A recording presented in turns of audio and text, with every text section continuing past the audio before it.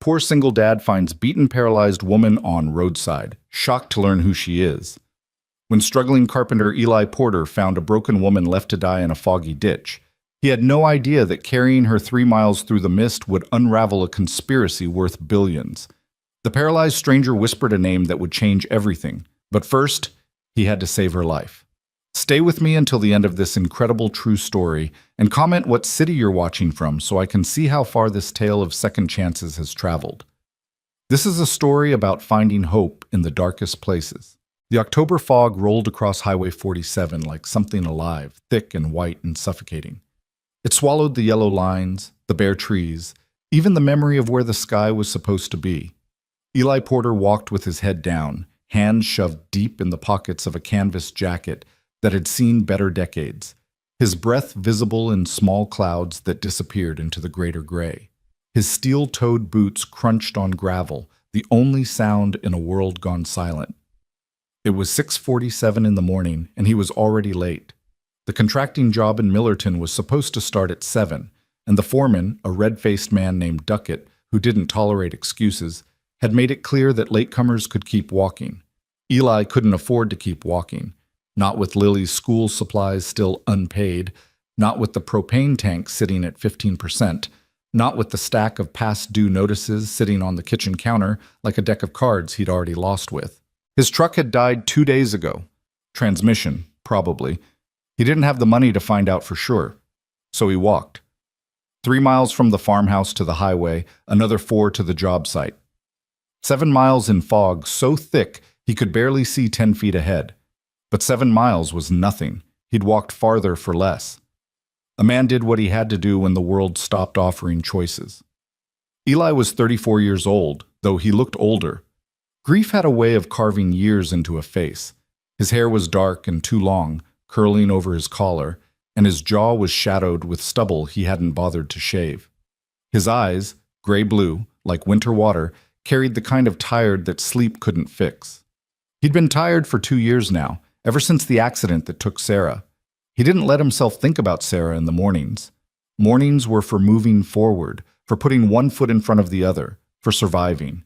Grief was for the nights, when Lily was asleep and the house was quiet, and the weight of everything he'd lost could press down on him without witness. But the fog had a way of bringing ghosts. He was thinking about Sarah's laugh, the way it used to fill up their little kitchen like sunlight, when he saw the shape in the ditch. At first he thought it was trash. A tarp, maybe, or a bag of old clothes someone had dumped. People did that out here, treated the back roads like their personal landfill. But something about the shape made him slow, made him stop. It was too intentional, too human. Eli squinted through the fog, took 3 steps closer. The shape moved. Jesus, he breathed, and then he was running. She was crumpled at the bottom of the shallow ditch, half hidden by dead leaves and mud. A woman, small and broken, wearing what had once been expensive clothes, now torn and filthy. Her legs were twisted at wrong angles, and one arm was flung out beside her like she'd been reaching for something. Her face was a horror show of bruises, swollen and dark, and there was blood, dried and fresh, matting her black hair to her skull. But her eyes were open. "Oh God," Eli said, dropping to his knees beside her. "Oh God, can you hear me?" The woman's lips moved, but no sound came out. Her eyes, dark brown, almost black, locked onto his with an intensity that made his chest tighten. She was trying to speak, trying so hard. "Don't," Eli said quickly, pulling off his jacket and draping it over her. "Don't try to talk. Just hold on, okay? I'm going to get you help." He fumbled for his phone, already knowing it was useless out here. No signal. There was never a signal on this stretch of highway. The nearest house was 2 miles back, and the nearest payphone, if those even existed anymore, was probably in Millerton. The woman's hand shot out and grabbed his wrist with surprising strength. Eli froze. "Valeria," she whispered. Her voice was raw, barely audible. "My sister burned." "Your sister?" Eli leaned closer, trying to understand. "Your sister did this?" The woman's eyes fluttered. "Burned. My chair." "Your chair?" Eli looked around, confused, but there was nothing, just mud and leaves and the empty road. "Listen, I don't understand, but we need to get you to a hospital. Can you move? Can you feel your legs? Her eyes filled with tears. She didn't need to answer. Okay, Eli said, his mind racing. Okay. It's okay. I'm going to carry you, all right? It's going to hurt, but I can't leave you here. Do you understand? She nodded, just barely. Eli had carried plenty of heavy things in his life, lumber, drywall, his daughter when she fell asleep in the truck. But he'd never carried a person who couldn't help him, couldn't hold on, couldn't do anything but trust him not to let go. He slid one arm under her knees and the other behind her shoulders, lifting slowly, carefully. She was lighter than he expected, like the trauma had hollowed her out. She made a sound, half gasp, half sob, and he froze. I'm sorry, he said. I'm so sorry. Go, she whispered. So he went. Bah. The fog pressed in from all sides as Eli carried her back toward his farmhouse, every step a small eternity. His arms burned within the first quarter mile. By the second mile, his shoulders were screaming. But he didn't stop. Couldn't stop. The woman's breathing was shallow and rapid against his chest, and every few minutes she'd make a small sound, pain or fear. He couldn't tell. And he'd murmur something useless like, almost there, or, you're doing great, because what else could he say? Her head lolled against his shoulder, and once she whispered, Why? Why what? Eli asked, breathing hard. Why? Help! Because you need help, Eli said simply. And I'm here. She didn't respond, but her hand, hanging limp at her side, twitched like she wanted to reach for him and couldn't. The farmhouse appeared through the fog like a mirage, its sagging porch and peeling paint somehow beautiful in that moment. Eli's legs were shaking as he climbed the 3 steps, shouldered open the door, and carried the woman into the living room. Lily, he called. Lily, baby, I need you. His daughter appeared in the hallway, barefoot in her pajamas, clutching her stuffed rabbit. She was 6 years old, with Sarah's dark curls and Eli's serious eyes. When she saw the woman in her father's arms, she went very still. Daddy? It's okay, sweetheart, Eli said, laying the woman as gently as he could on their worn couch. But I need you to do something very important. Can you do that? Lily nodded, her rabbit pressed to her chest. I need you to run to Mrs. Chen's house. You know, the yellow one down the road? I need you to tell her to call 911. Tell her your daddy found a hurt lady, and we need an ambulance right away. Can you remember that? Ambulance, Lily repeated. Right away. Good girl. Go fast, okay? And stay on the road. Lily ran, her small feet slapping against the wooden floor, and then she was gone, the front door banging behind her. Eli turned back to the woman on his couch.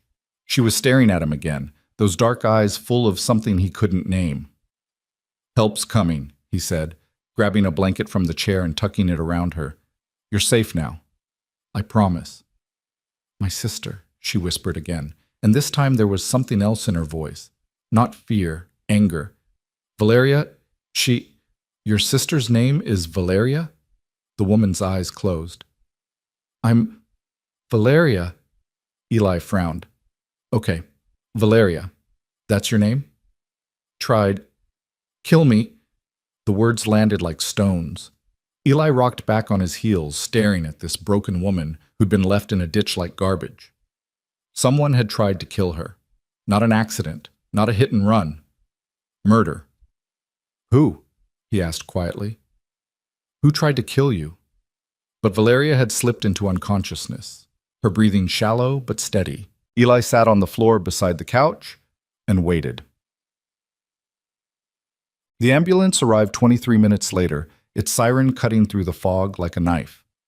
2 paramedics, a middle-aged man with kind eyes and a young woman with efficient hands, rushed in and took over with the smooth competence of people who'd seen worse. Possible spinal injury, the woman said, checking Valeria's pupils with a penlight. Severe trauma to the head and face, multiple contusions. We need to stabilize her before we move her. Where did you find her? The man asked Eli. Ditch on Highway 47 about 3 miles east. She was conscious when I found her. Said her name was Valeria. Said something about her sister trying to kill her. The paramedics exchanged a look. Did she say anything else? The woman asked. Something about burning her chair. I don't know what that means. The man stood, pulling out a radio. We need to notify the police. This is a crime scene. Lily appeared in the doorway, holding Mrs. Chen's hand. The elderly woman's face was creased with worry. Eli, what happened? I found her on the road, Eli said. She's hurt bad. Mrs. Chen looked at Valeria's battered face and crossed herself. Ay, Dios mío, who would do such a thing? We're taking her to St. Catherine's, the male paramedic said, as he and his partner carefully transferred Valeria onto a backboard. You should come with us. Police are going to want to talk to you. Eli nodded. He looked at Lily. Can you stay with Mrs. Chen for a bit, sweetheart? I want to come with you, Lily said, her voice small. I know, baby, but please, Daddy. I want to make sure the lady's okay. Eli looked at Mrs. Chen, who squeezed Lily's hand and nodded. I'll bring her, the older woman said. You go. Do what you need to do. As the paramedics loaded Valeria into the ambulance, Eli climbed in beside her. She was intubated now, hooked up to machines that beeped and hummed, and her face looked even worse under the harsh fluorescent lights. But she was alive. He'd gotten to her in time. The ambulance doors slammed shut and they were moving, the siren wailing as they raced through the fog toward St. Catherine's Hospital. Eli held on to the rail beside the gurney and prayed to a God he wasn't sure he believed in anymore. Let her make it. Please, let her make it. St. Catherine's Hospital was a sprawling complex of white buildings and glass windows, the kind of place that probably cost a fortune just to walk into. Eli had been here once before, 2 years ago, when they brought Sarah in after the accident. He'd sat in a waiting room that smelled like disinfectant and despair, while doctors used words like catastrophic and unsurvivable. And when they finally let him see her, she was already gone. He didn't want to be here again. But here he was, following the gurney through automatic doors and fluorescent hallways, past nurses in scrubs and doctors with clipboards, until they pushed through another set of doors marked emergency, and he was told, politely but firmly, that he couldn't go any farther. Family only, the nurse said. I'm not family, Eli admitted. I found her. Then you'll need to wait here. Someone will come talk to you. So he waited. The emergency room waiting area was exactly what he remembered. Too bright, too loud, too full of people in various states of crisis. A man with a bloody towel wrapped around his hand sat in one corner.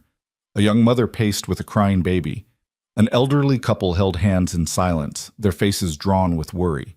Eli found a chair near the window and sat down. His arms ached.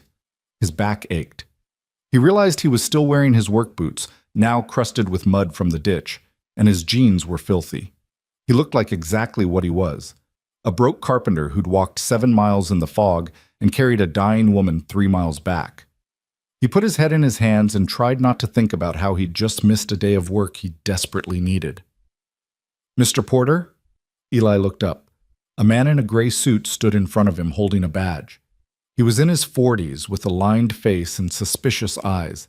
A detective, Eli realized with a sinking feeling. I'm Detective Ramos, the man said. I need to ask you some questions about the woman you found. Is she okay? Eli asked, standing. She's in surgery. That's all I know right now. Can you tell me exactly what happened this morning? So Eli told him. All of it. The walk to Millerton, the fog, the shape in the ditch. Valeria's broken body and whispered words about her sister, carrying her home, calling for help. He left nothing out, and Detective Ramos wrote it all down in a small notebook, his expression giving away nothing. She said her sister tried to kill her? Ramos asked. That's what it sounded like. She said, my sister, and something about burning her chair. I didn't understand that part. Ramos tapped his pen against the notebook.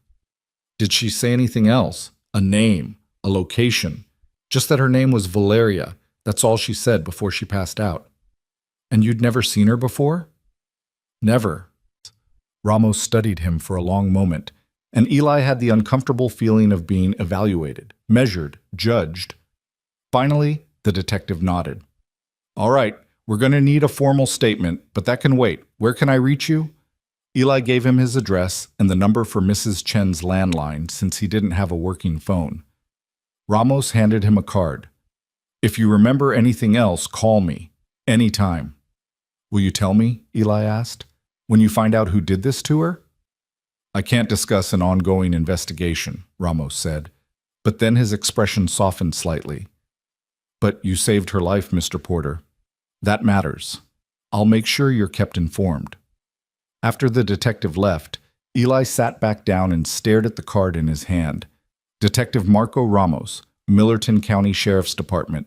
The weight of the morning, the shock, the adrenaline, the exhaustion, settled over him like a heavy blanket. He'd found a woman in a ditch. He'd saved her life. And now he was caught up in something that felt too big, too dark, too far beyond his small, struggling existence. The automatic doors hissed open, and Mrs. Chen appeared with Lily. His daughter ran to him, and he caught her, pulling her into his lap. "Is the lady okay?" Lily whispered. "I don't know yet, baby. The doctors are helping her." "I brought my rabbit," Lily said, holding up the stuffed animal. "For when she wakes up, so she won't be scared." Eli's throat tightened. He kissed the top of Lily's head. "That's real sweet, Lily." They waited together, the three of them, as morning turned to afternoon, and the fog outside finally began to lift. Eli dozed in the uncomfortable chair, Lily curled against his chest, Mrs. Chen knitting in the seat beside them. Hours passed. Nurses came and went. The man with the bloody hand was called back. The young mother stopped pacing. And then, finally, a doctor appeared. She was a woman in her 50s with steel-gray hair pulled back in a bun and eyes that had seen too much. "Are you the man who found Valeria Cross?" she asked. "Yes," Eli said, standing carefully so he wouldn't wake Lily. "Is she—" "She's alive," the doctor said. "But it's going to be a long road. She has 4 broken ribs, a fractured skull, severe internal bleeding that we had to repair, and—" She paused. "Her spine was injured. We won't know the full extent until the swelling goes down, but right now she has no movement or sensation below the waist." Eli felt the words like a punch. "She's paralyzed. We're hopeful that some function may return with time and therapy, but yes, for now, she's paralyzed." "Can I see her?" The doctor hesitated. "She's not conscious, and you're not family." "I know I'm not family," Eli said quietly. "But she was alone in that ditch. Whoever did this to her left her to die. I just want her to know someone's here, that she's not alone." The doctor studied him for a moment, then nodded. 5 minutes. She's in ICU, room 12. Valeria Cross looked smaller than she had in the ditch, if that was possible. She was hooked up to more machines than Eli could count. Monitors that beeped, tubes that dripped, wires that connected her to things he didn't understand. Her face was cleaned up now, the blood washed away, but the bruises were even more vivid under the harsh lights. Purple and black and yellow, blooming across her skin like terrible flowers. Eli stood in the doorway, uncertain. He'd carried this woman 3 miles, held her life in his arms, but he didn't know her. Didn't know if she'd even want him here. But he'd made a promise. "You're safe now." He pulled a chair close to the bed and sat down. Lily's stuffed rabbit was still tucked under his arm, and he set it carefully on the table beside Valeria's head, where she'd see it when she woke up. "Hey," he said quietly. "I don't know if you can hear me, but you made it. You're at St. Catherine's Hospital, and the doctors say you're going to be okay. Well, mostly okay. There's some hard stuff ahead, but—" He paused, not sure what to say. "But you're not alone. I'm here.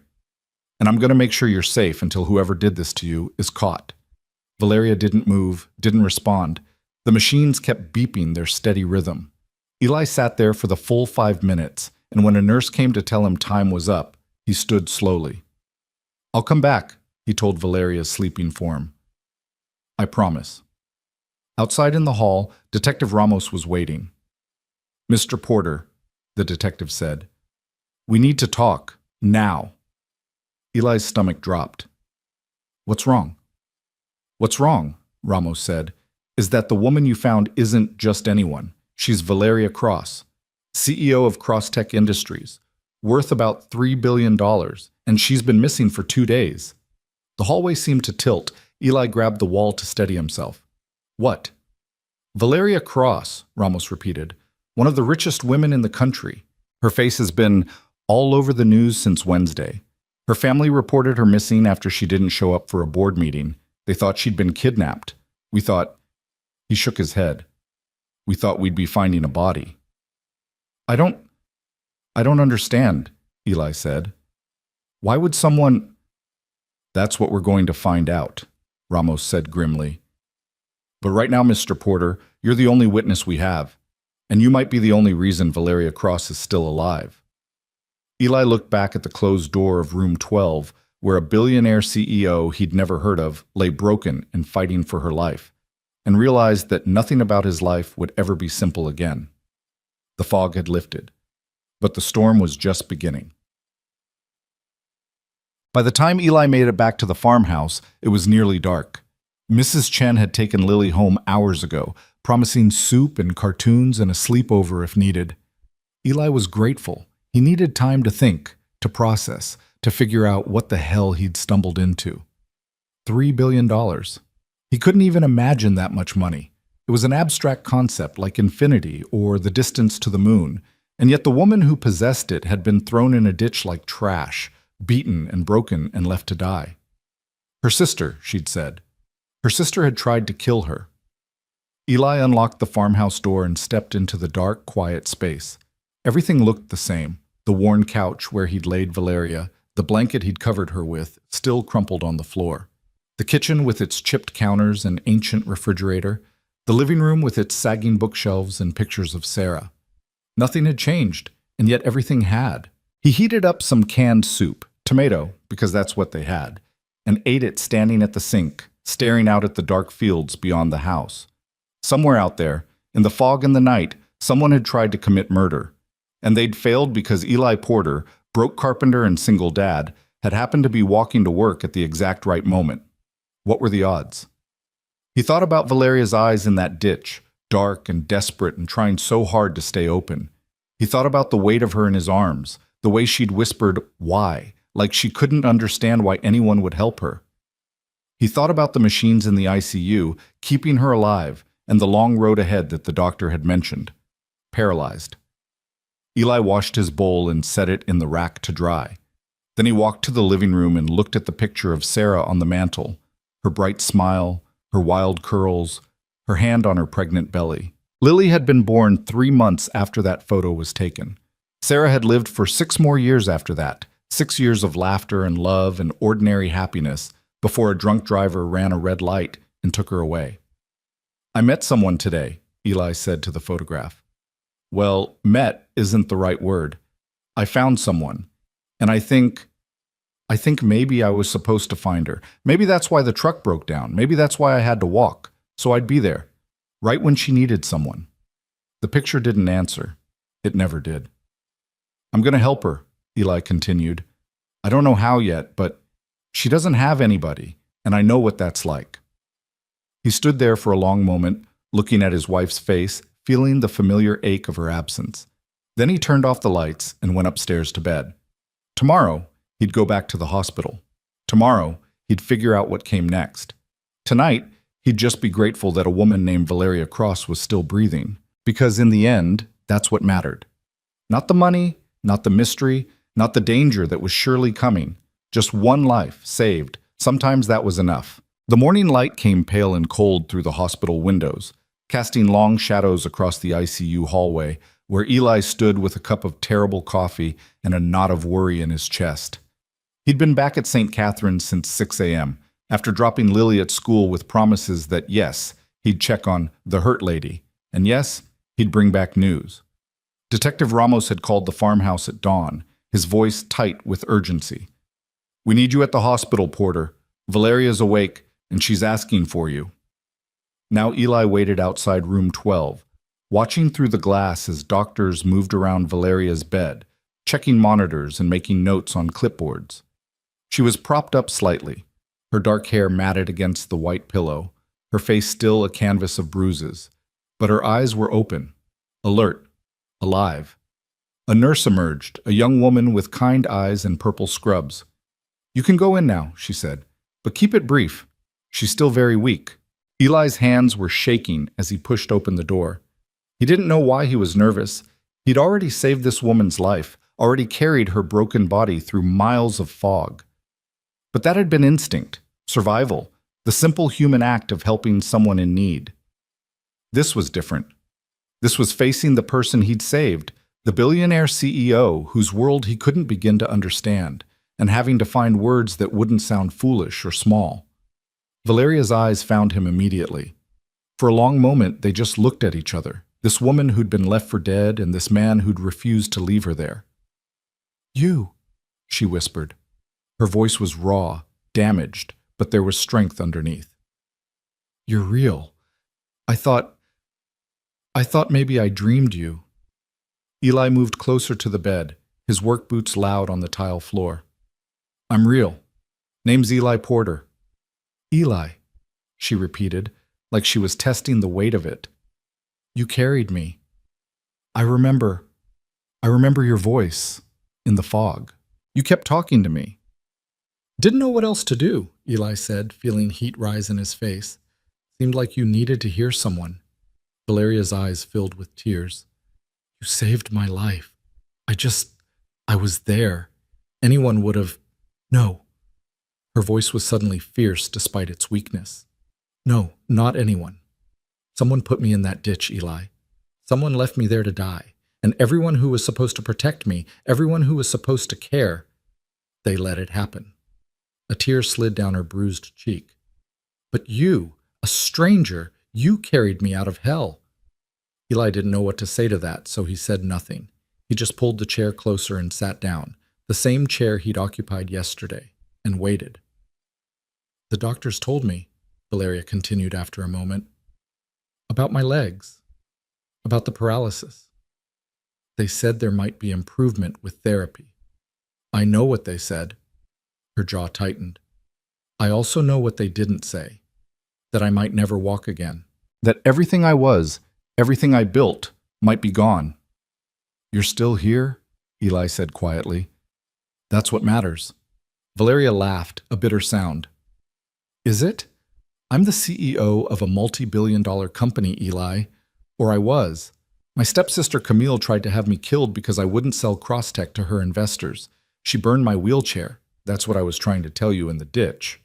I use a wheelchair sometimes for my chronic pain condition. She burned it in front of me before they—" Her voice broke. "Before they beat me and threw me away." The casual cruelty of it hit Eli like a fist. "Your own sister did this?" "Stepsister," Valeria corrected. "And yes, with help from 3 board members who wanted me gone. They all thought I was too difficult, too stubborn, too unwilling to compromise my vision for their profits." She looked at him with those dark eyes that had haunted his dreams. "They were right. I am stubborn, and now I'm paying for it." The door opened before Eli could respond. Detective Ramos entered, followed by a woman in an expensive gray suit. A lawyer, Eli guessed from the briefcase and the aura of controlled authority she carried like a weapon. "Ms. Cross," Ramos said, "this is Assistant District Attorney Jennifer Walsh. She needs to take your statement." Valeria's expression hardened. "Then she'll need to make it quick. I'm tired."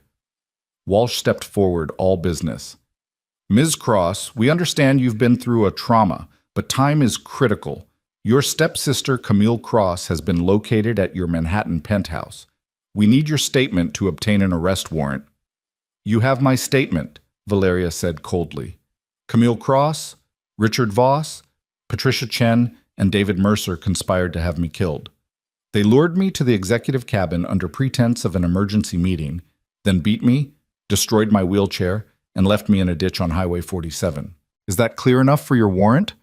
Walsh's pen moved rapidly across her legal pad. "We'll need more details, the timeline, specific threats made, any evidence of premeditation." "I'll give you everything," Valeria interrupted, "but not now, and not without Mr. Porter present." All eyes turned to Eli, who felt like he'd been dropped into the wrong movie. "Me? Why?" "Because you're the only person in this room I trust," Valeria said simply. "Everyone else wants something from me. My money, my company, my testimony. You just wanted to make sure I didn't die alone in the fog." She looked at Walsh. "So yes, I'll give you your statement, with Eli Porter as my witness. Those are my terms." Walsh glanced at Ramos, who shrugged. Your call, counselor. Fine, Walsh said, though her tone suggested it was anything but. We'll reconvene this afternoon, 2:00. Mr. Porter, make sure you're here. After they left, Valeria sagged back against the pillows, exhausted. I'm sorry, she said to Eli. I shouldn't have dragged you into this. You've already done so much. It's okay, Eli said, though he wasn't sure it was. If you need me there, I'll be there. I do need you, Valeria said, so quietly he almost missed it. That's the strangest part of all this. I have lawyers, accountants, security teams, an entire infrastructure designed to protect me, and yet the person I need most is a carpenter who found me in a ditch. Before Eli could respond, the door burst open and a small whirlwind in pink sneakers came racing through. Lily, with Mrs. Chen puffing behind her, holding a plastic bag from the hospital gift shop. Lily! Eli stood quickly. What are you doing here? You're supposed to be at school. Half day, Mrs. Chen explained, catching her breath. Teacher training.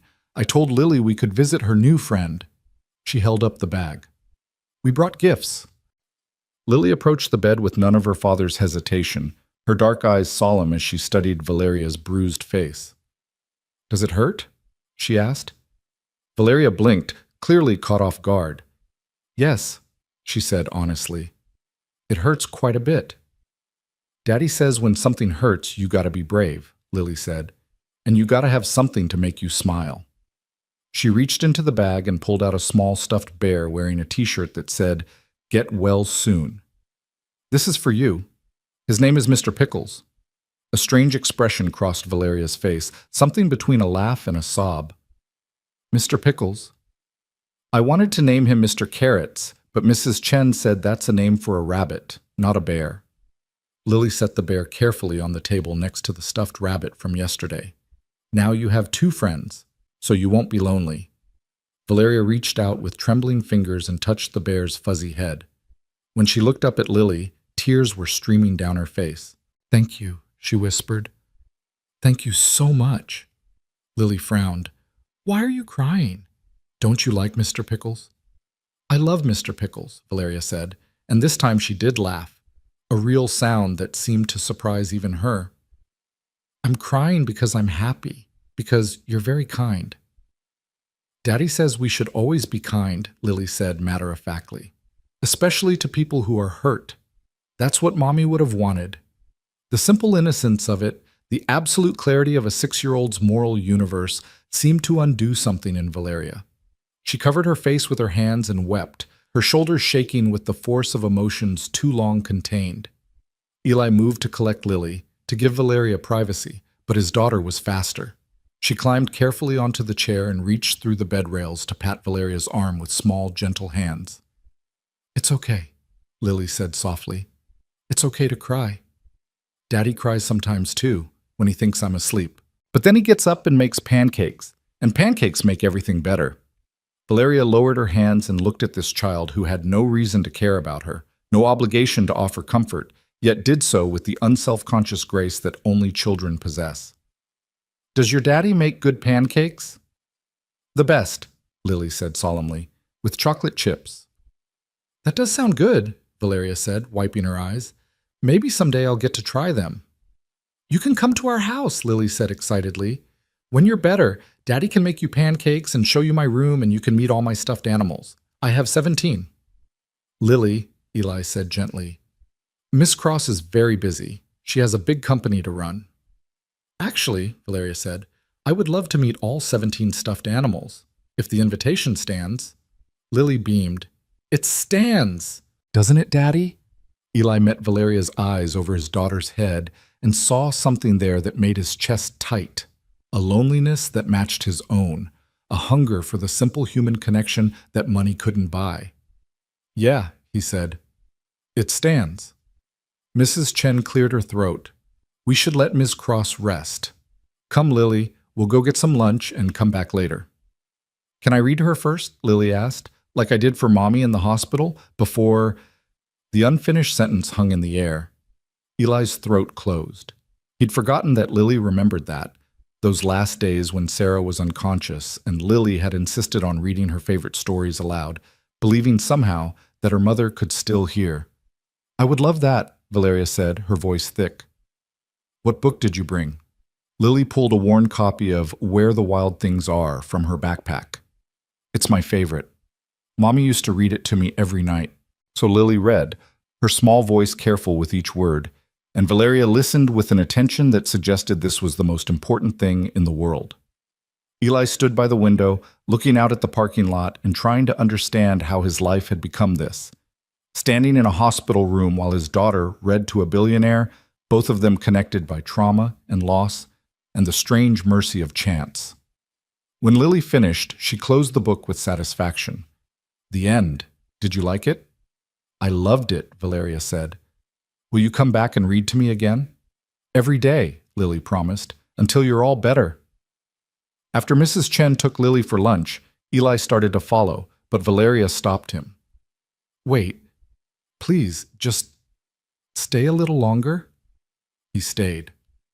They sat in silence for a while, the machines beeping their steady rhythm, the hospital sounds filtering through the door, intercoms, footsteps, distant conversations. Finally, Valeria spoke. "I built Crosstech from nothing," she said, staring at the ceiling. "My father started it, yes, but it was a small manufacturing company when I took over at 25. I made it what it is, a technology empire.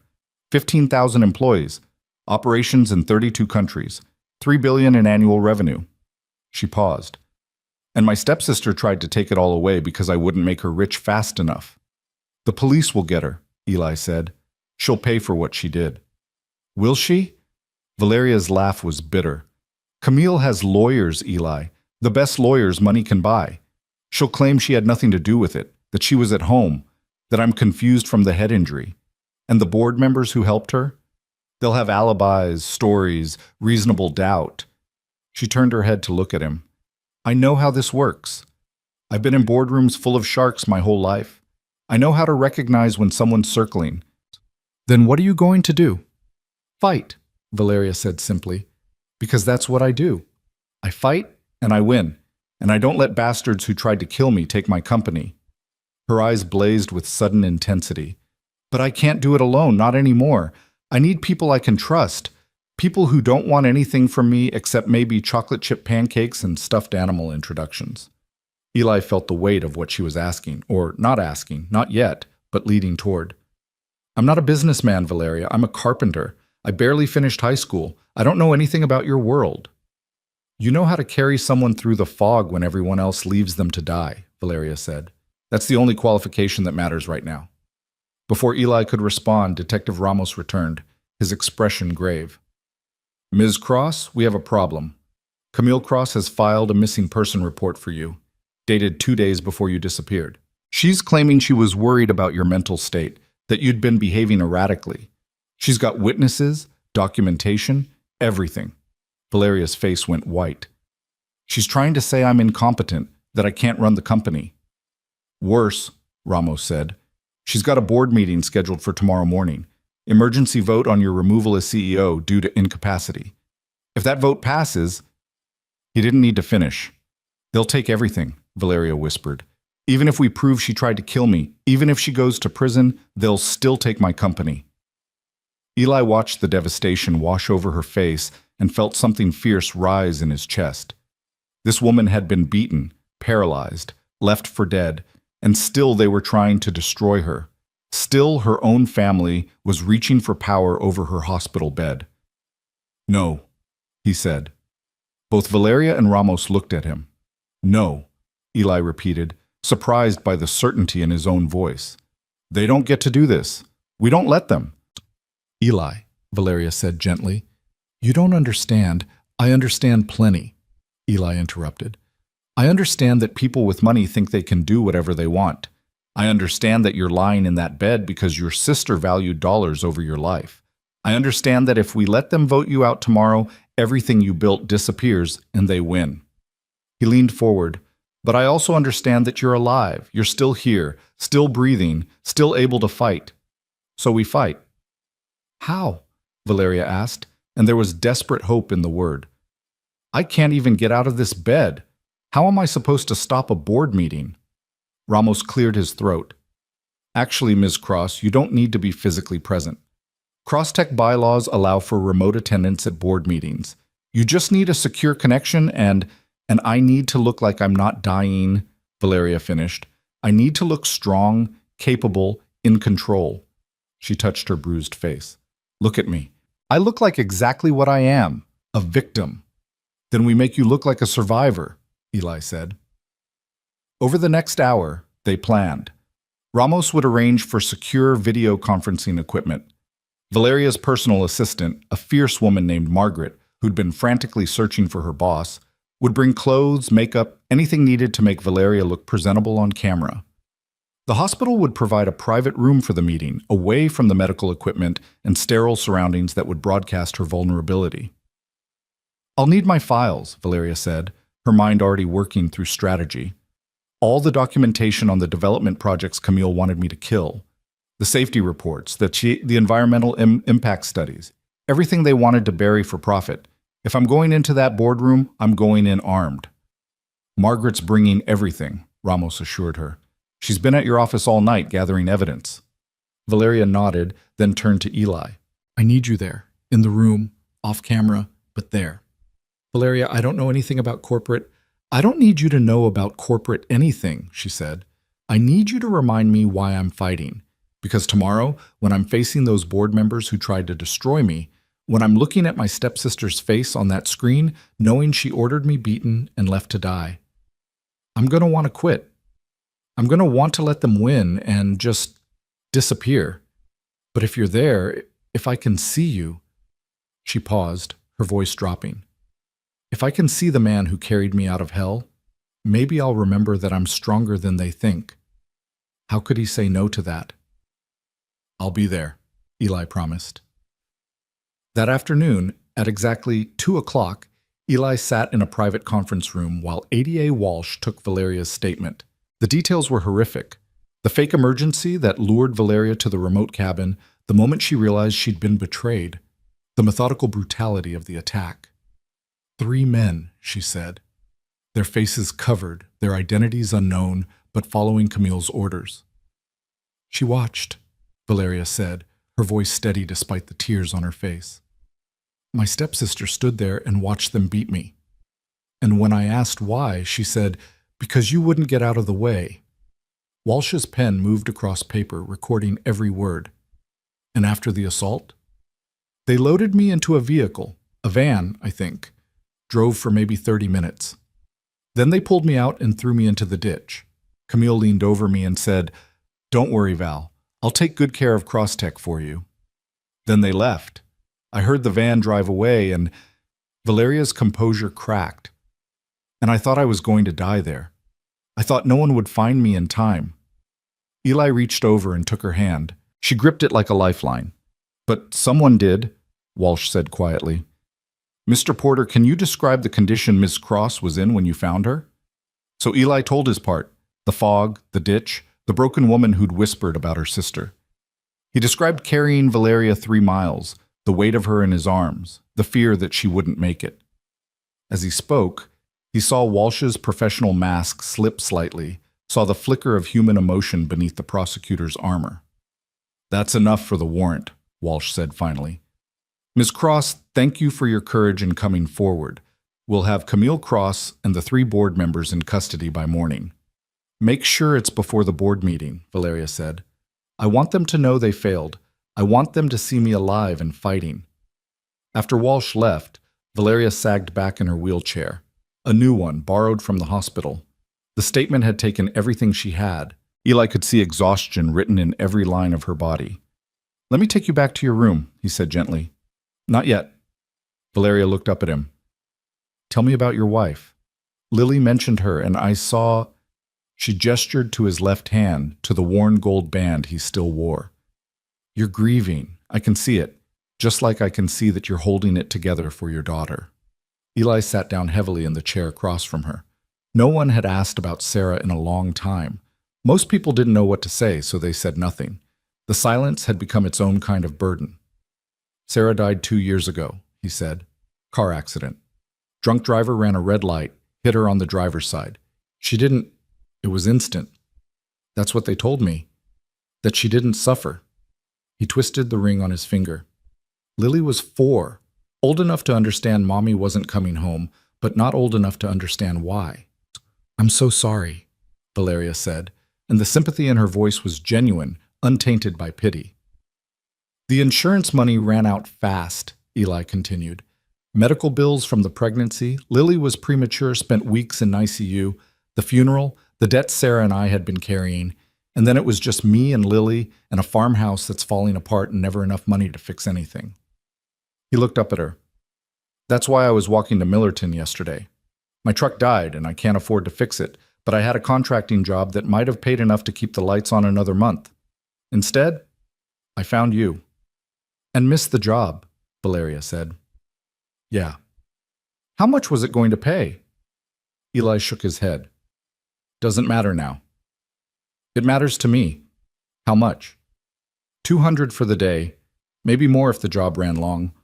Valeria was quiet for a moment. Then she said, "I want to hire you." "Hire me? For what?" "For whatever needs doing. Carpentry, repairs, renovations. I have properties that need work. Real work, Eli, not charity. I'll pay you a fair wage, better than fair, and you'll have steady income." She held up a hand before he could protest. "I know what you're thinking, that this is payment for saving my life, that I'm trying to be noble. But that's not it. I need people around me I can trust. People who see me as Valeria, not as a billion-dollar asset. You've already proven you're that person. So let me hire you, not as thanks, but as investment in the thing I need most right now, loyalty." Eli wanted to say no, wanted to refuse on principle, to maintain his independence, to not become one more person on Valeria Cross's payroll. But he thought about Lily, about the school supplies and the propane tank and the mortgage payments he'd been juggling like grenades. He thought about dignity and pride and how neither of those things kept a 6-year-old warm in winter. "Okay," he said, "but we do it right. Contract, payment schedule, expectations. I work for what I earn." "Deal." Valeria extended her hand and they shook on it, a carpenter and a CEO, bound together by fog and chance and the strange alchemy of survival. That evening, Eli returned to the farmhouse to find Mrs. Chen's car still in the driveway and the smell of something delicious wafting from the kitchen. He found his daughter at the table, carefully coloring a picture of a bear in a hospital bed. "It's for Ms. Valeria," Lily explained, "so she knows Mr. Pickles is taking good care of her." Mrs. Chen emerged from the kitchen with a steaming pot of pho. "You look exhausted, mijo. Sit. Eat. Tell me what's happening." So while Lily colored, Eli told Mrs. Chen about the board meeting, the arrest warrants, Valeria's determination to fight. The older woman listened, stirring her soup, nodding occasionally. "This woman," she said finally, "she is special to you already, yes?" Eli started to deny it, then stopped. "I don't know. Maybe. She's fighting so hard, Mrs. Chen, against people who want to destroy her, and she's doing it from a hospital bed with a broken body. I can't help but admire that." "And she reminds you that there are still things worth fighting for," Mrs. Chen said gently, "because you have been just surviving, Eli, since Sarah died. You take care of Lily, you work when you can find work, you put one foot in front of the other, but you don't fight, you don't hope." The truth of it hit him hard. She was right. He'd been treading water for 2 years, too afraid to drown to consider actually swimming. "Maybe," he said quietly. That night, after Lily was asleep, Eli stood in the doorway of her room and watched her breathe, her stuffed rabbit clutched to her chest. He thought about tomorrow, about Valeria facing down the people who'd tried to kill her, about justice and revenge and the thin line between them. He thought about second chances and whether he believed in them, whether he deserved them. His phone rang. Mrs. Chen's landline, the number only a few people had. He answered on the second ring. "Mr. Porter?" It was Margaret, Valeria's assistant. "Ms. Cross asked me to call. The board meeting is at 9 a.m. Can you be here by 8:30? "I'll be there." "Good." "And Mr. Porter?" She's scared. She won't admit it, but I've worked for Valeria Cross for 10 years, and I've never seen her scared. Whatever you said to her today, whatever strength you gave her, she's going to need it tomorrow. All of it. After hanging up, Eli walked to the window and looked out at the dark fields. Somewhere out there, in the expensive corners of the city, Camille Cross was sleeping peacefully, unaware that her carefully constructed lies were about to collapse. Somewhere, in a hospital room, Valeria was lying awake, preparing for war. And here, in a falling-down farmhouse, with peeling paint and a broken truck, Eli Porter was making a choice. Not just to show up tomorrow, not just to be present, but to fight. For the first time in 2 years, he was choosing to fight. He pulled on his jacket and walked out into the October night, letting the cold air fill his lungs. The fog had lifted days ago, but he could still remember it, the way it had pressed in from all sides, the way it had hidden a dying woman in a ditch, the way it had changed everything. Tomorrow, Valeria would face her demons, and he would be there, a carpenter in a boardroom, completely out of his depth and absolutely certain that this was where he needed to be. Because sometimes survival wasn't enough. Sometimes you had to stand up and declare that you were done being a victim, done being afraid, done letting the bastards win. Tomorrow, they would fight, and tomorrow, they would win. Eli arrived at St. Catherine's at 8:15 the next morning, wearing the only suit he owned, a navy blue number he'd bought for Sarah's funeral and hadn't touched since. It didn't fit quite right anymore. He'd lost weight in the past 2 years, and the shoulders hung a bit loose. But it was clean and pressed, thanks to Mrs. Chen's iron and her insistence that if he was going to stand beside a billionaire, he should at least look respectable. Margaret met him in the lobby, a slim woman in her 50s with steel gray hair and eyes that missed nothing. She looked him up and down with the assessing gaze of someone who'd spent a decade protecting Valeria from threats both obvious and subtle. "You're the carpenter," she said. It wasn't a question. "Eli Porter, ma'am." "Margaret Winters, follow me." She set off at a brisk pace, and Eli hurried to keep up. The conference room is set up on the 3rd floor. Secure connection, cameras positioned to hide the medical equipment, lighting adjusted to minimize the bruising on her face. We've done everything we can to make her look strong. "How is she?" Eli asked. Margaret's expression softened slightly. Terrified, furious, determined, all at once. She's been up since 5 reviewing files and preparing her statement to the board. She glanced at him. "She asked for you 3 times. Whatever you did to earn her trust, Mr. Porter, don't take it lightly. Valeria Cross doesn't trust easily." They rode the elevator in silence, then walked down a corridor that smelled of antiseptic and floor polish. At room 314, Margaret paused with her hand on the door. "One more thing," she said quietly. "When Camille appears on that screen, and she will, because she's arrogant enough to attend even with arrest warrants pending, Valeria is going to want to break. She's going to see the woman who ordered her death, who stood there and watched, and every instinct will tell her to scream or cry or give up. Your job is to keep her anchored, to remind her why she's fighting. Can you do that?" "Yes," Eli said, though his heart was hammering against his ribs. Margaret nodded and opened the door. The conference room had been transformed into something that looked more like a professional office than a hospital space. The medical bed was gone, replaced by a high-backed leather chair positioned behind a mahogany desk.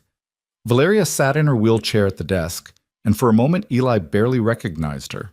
She wore a black suit jacket over a cream blouse, her dark hair pulled back in a sleek bun.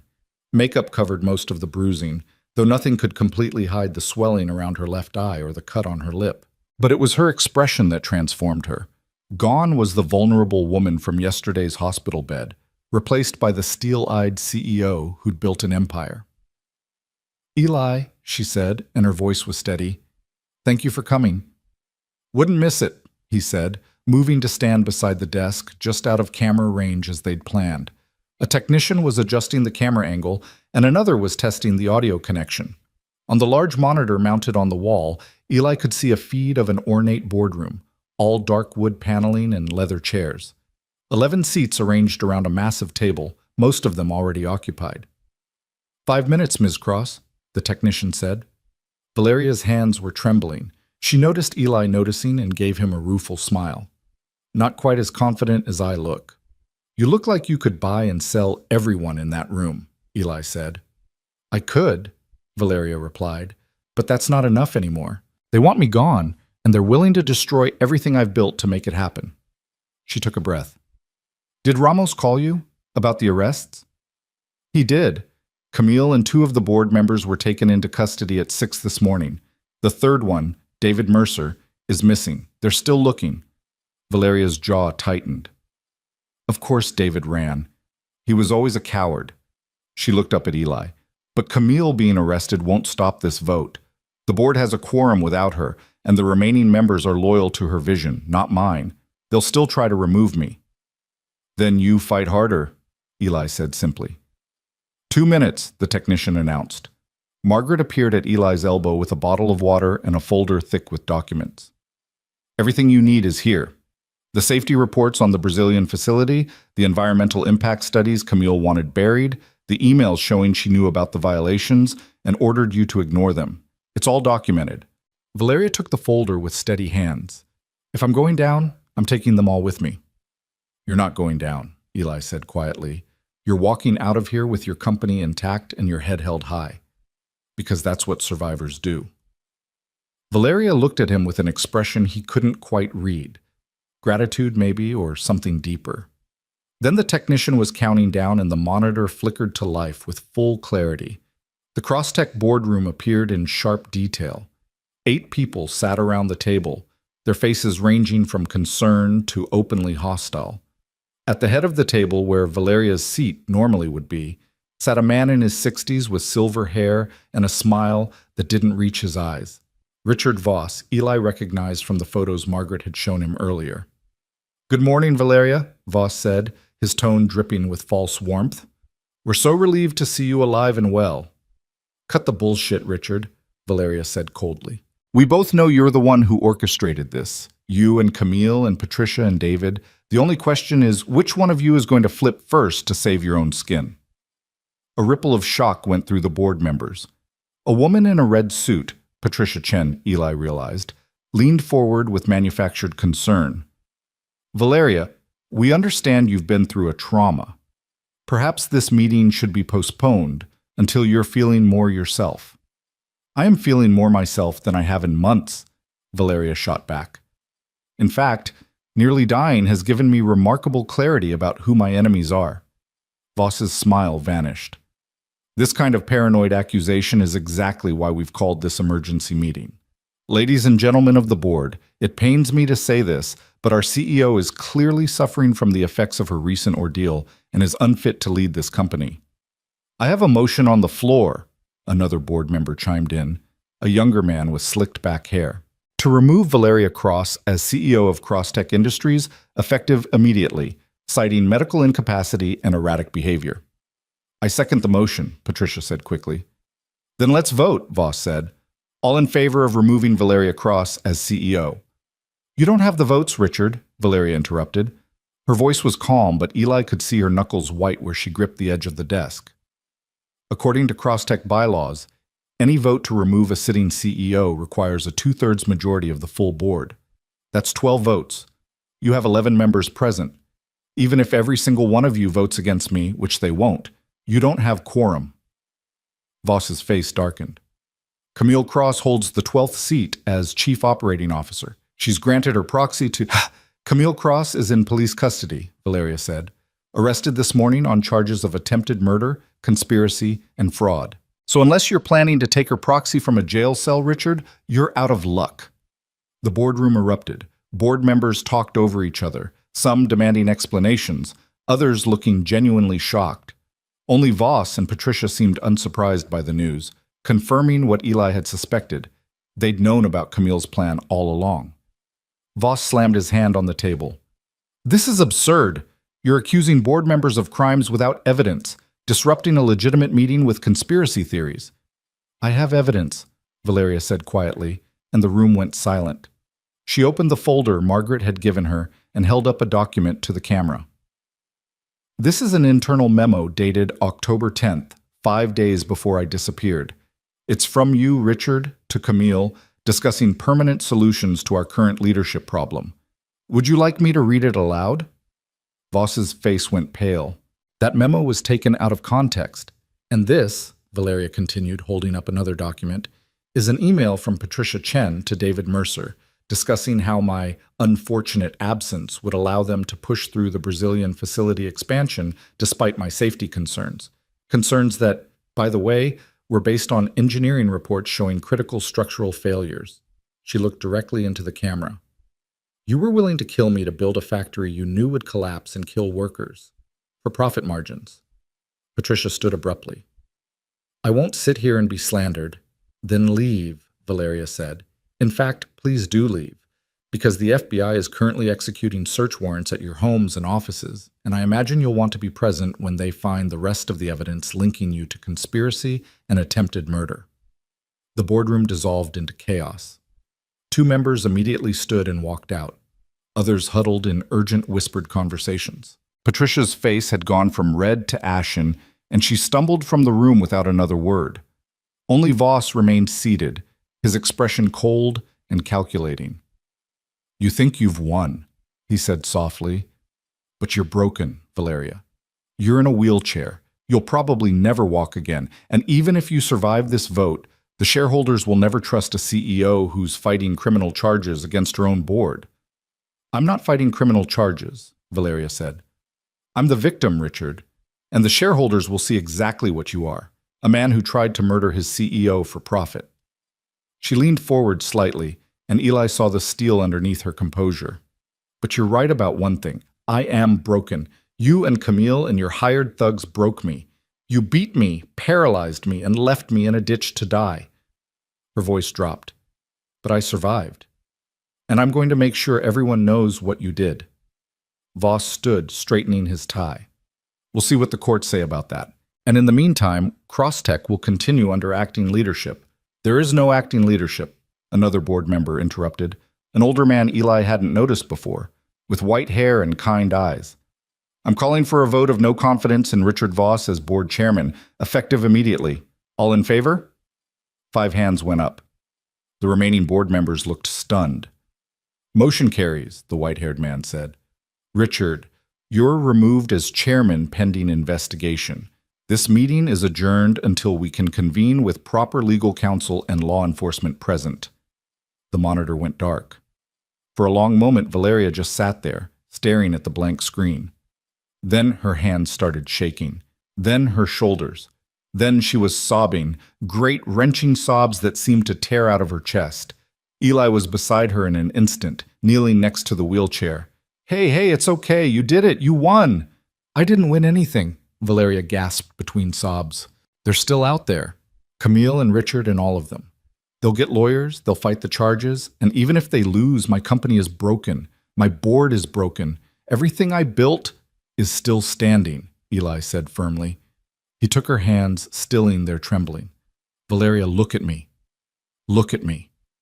She did, her eyes red and swimming with tears. You just faced down the people who tried to kill you, Eli said. You looked them in the eye and told them you survived, and you're not backing down. That's not losing, that's winning in the only way that matters. But what if it's not enough, Valeria whispered. What if they find a way to take it all anyway? Then you build something new, Eli said. Because that's what you do. That's who you are. You're the woman who built an empire from nothing. You think a few corrupt board members can stop that? Valeria laughed through her tears, a broken sound. You make it sound so simple. It is simple, Eli said. Not easy, but simple. You stand up, you fight, you keep going. That's all survival is. Margaret appeared with tissues and water, her own eyes suspiciously bright. That was extraordinary, she said quietly. I've been with you for 10 years, Valeria, and I've never seen anything like that. I wanted to quit, Valeria admitted, taking the tissues.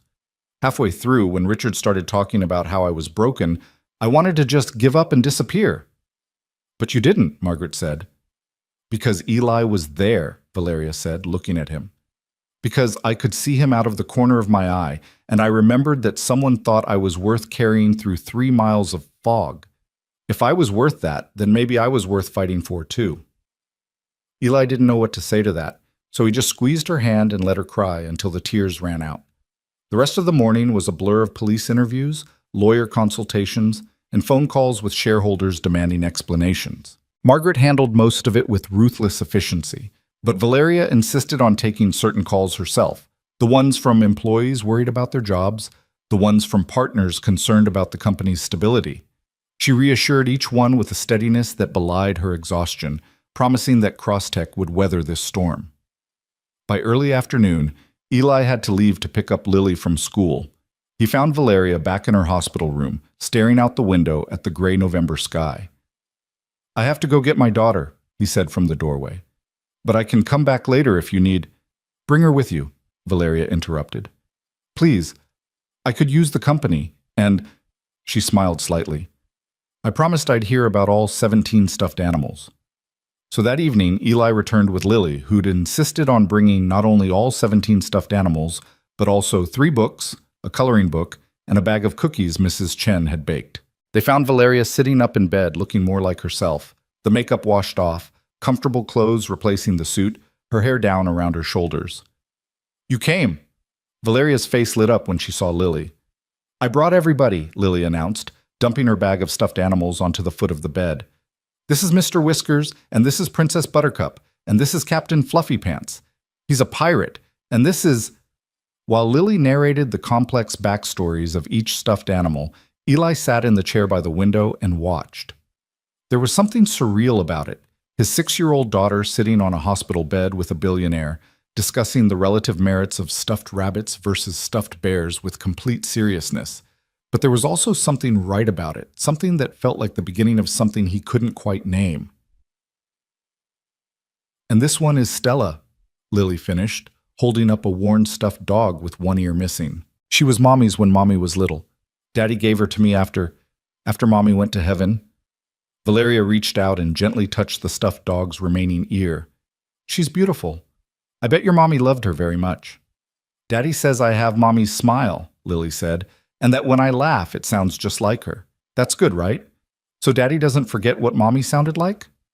Eli's throat closed. He hadn't known Lily thought about that, about him forgetting. "That's very good," Valeria said softly. "And I bet your Mommy is very proud of you for being so brave and kind." "Are you going to die too?" Lily asked with the blunt honesty of childhood. "Like my Mommy did?" "Lily," Eli said sharply, standing. "That's not—" "It's okay," Valeria said, holding up a hand. She looked at Lily seriously. "No, sweetheart, I'm not going to die. I was hurt very badly, and it's going to take a long time to get better, but I'm going to be okay." "Promise?" "I promise." "Okay." Lily seemed satisfied with this. She picked up one of her books, Where the Wild Things Are, again, and settled next to Valeria. "Want me to read to you? It helps when people are sad." "I would love that," Valeria said. So Lily read, her small voice careful and proud, and Valeria listened with an attention that suggested this was the most important board meeting she'd attended all day. Eli watched them both and felt something shift in his chest, a loosening of the grief he'd been carrying, a space opening up for something new. After Lily finished and they'd said their goodbyes, Eli lingered in the doorway while Lily went to find a vending machine with Margaret. "Thank you," Valeria said, "for bringing her, for being here, for—" She paused. "For making me feel like maybe I can survive this." "You can," Eli said. "You already are." "The doctors want to discharge me in a few days," Valeria said. "They say I'm stable enough for outpatient therapy, but I can't go home. My apartment is still a crime scene, and even if it wasn't, it's not accessible, not for someone in a wheelchair." Eli saw where this was going and made the decision before he could second-guess it. "Come stay with us." Valeria blinked. "What?" "At the farmhouse. It's not much. It's actually falling apart in most places. But it's safe and it's quiet and no one's trying to kill you there. I can build ramps, widen doorways, whatever you need. And Lily would love it." "Eli, I can't impose on you like that." "You're not imposing," Eli said. "You said you needed people you could trust. Well, you can trust me. And the farmhouse is big enough for all of us. It's been too empty since Sarah died anyway." He met her eyes. "Let me do this. Let me give you a place to heal." Valeria was quiet for a long moment, tears slipping down her cheeks. "Why are you so kind to me?" "Because someone should be," Eli said simply. "Because you deserve kindness after everything you've been through. And because—" He paused, surprised by his own honesty. "Because I think we're helping each other. You're reminding me what it means to fight for something, to hope for something, and I haven't felt that in a long time." "Okay," Valeria whispered. "Okay, I'll come stay with you, but only until I'm strong enough to manage on my own." "Deal," Eli said, even though he suspected strong enough might take longer than either of them expected. Over the next 3 days, Eli transformed the farmhouse. He worked from dawn until late into the night, building ramps from the porch to the front door and from the back door to the garden. He widened the doorway to the downstairs bedroom, Sarah's old sewing room that had sat empty for 2 years, and installed grab bars in the bathroom. Mrs. Chen brought over extra furniture, and Margaret arranged for medical equipment to be delivered. Lily threw herself into the preparations with 6-year-old enthusiasm, insisting that Valeria would need flowers in her room and pictures on the walls and something happy to look at. She filled the bedroom with her own artwork, crayon drawings of butterflies and houses and stick figure families, and arranged all 17 stuffed animals on the bed, so Ms. Valeria won't be lonely. On the third evening, as Eli was finishing the last ramp, Detective Ramos called. "We found David Mercer," Ramos said without preamble. "He was trying to board a flight to the Cayman Islands, had $3 million in cash and a fake passport." "Is he talking?" "Singing like a canary. He's given us everything. Dates, recordings, bank transfers showing payments from Camille to the men who attacked Valeria. We've got an airtight case." "And Camille?" "Denying everything. But it won't matter. Between Mercer's testimony and the evidence Valeria provided, the DA is confident. This is going to trial, and they're all going down." Ramos paused. "You should tell Valeria. She'll want to hear it from someone she trusts." When Eli brought the news to the hospital that evening, Valeria's reaction surprised him. She didn't celebrate or cry or show any visible emotion. She just nodded slowly and said, "Good. That's good." "Are you okay?" Eli asked. "I don't know," Valeria admitted. "I thought I'd feel something, relief maybe, or satisfaction, but mostly I just feel tired." She looked at him. "Is that wrong? To not feel anything when the people who tried to kill me are finally being held accountable?" "I think you've been in survival mode for so long that you don't know how to feel anything else yet," Eli said, "but that'll come. When you're ready, when you're safe." "Will I ever really feel safe again?" Valeria asked quietly. "Yes," Eli said with certainty he didn't entirely feel. "Maybe not tomorrow or next week, but someday. I promise." The day Valeria was discharged, the hospital parking lot was swarming with media.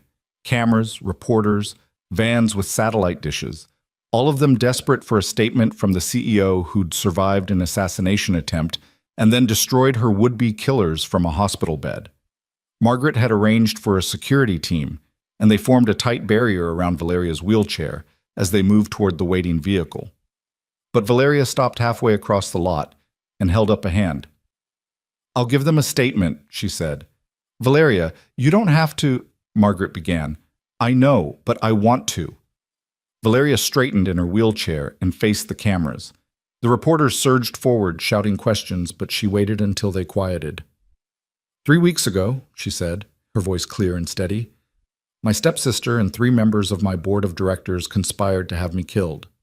They lured me to a remote location, had me beaten and paralyzed, and left me in a ditch to die. They did this because I refused to compromise the safety of our employees for profit. They did this because they valued money over human life."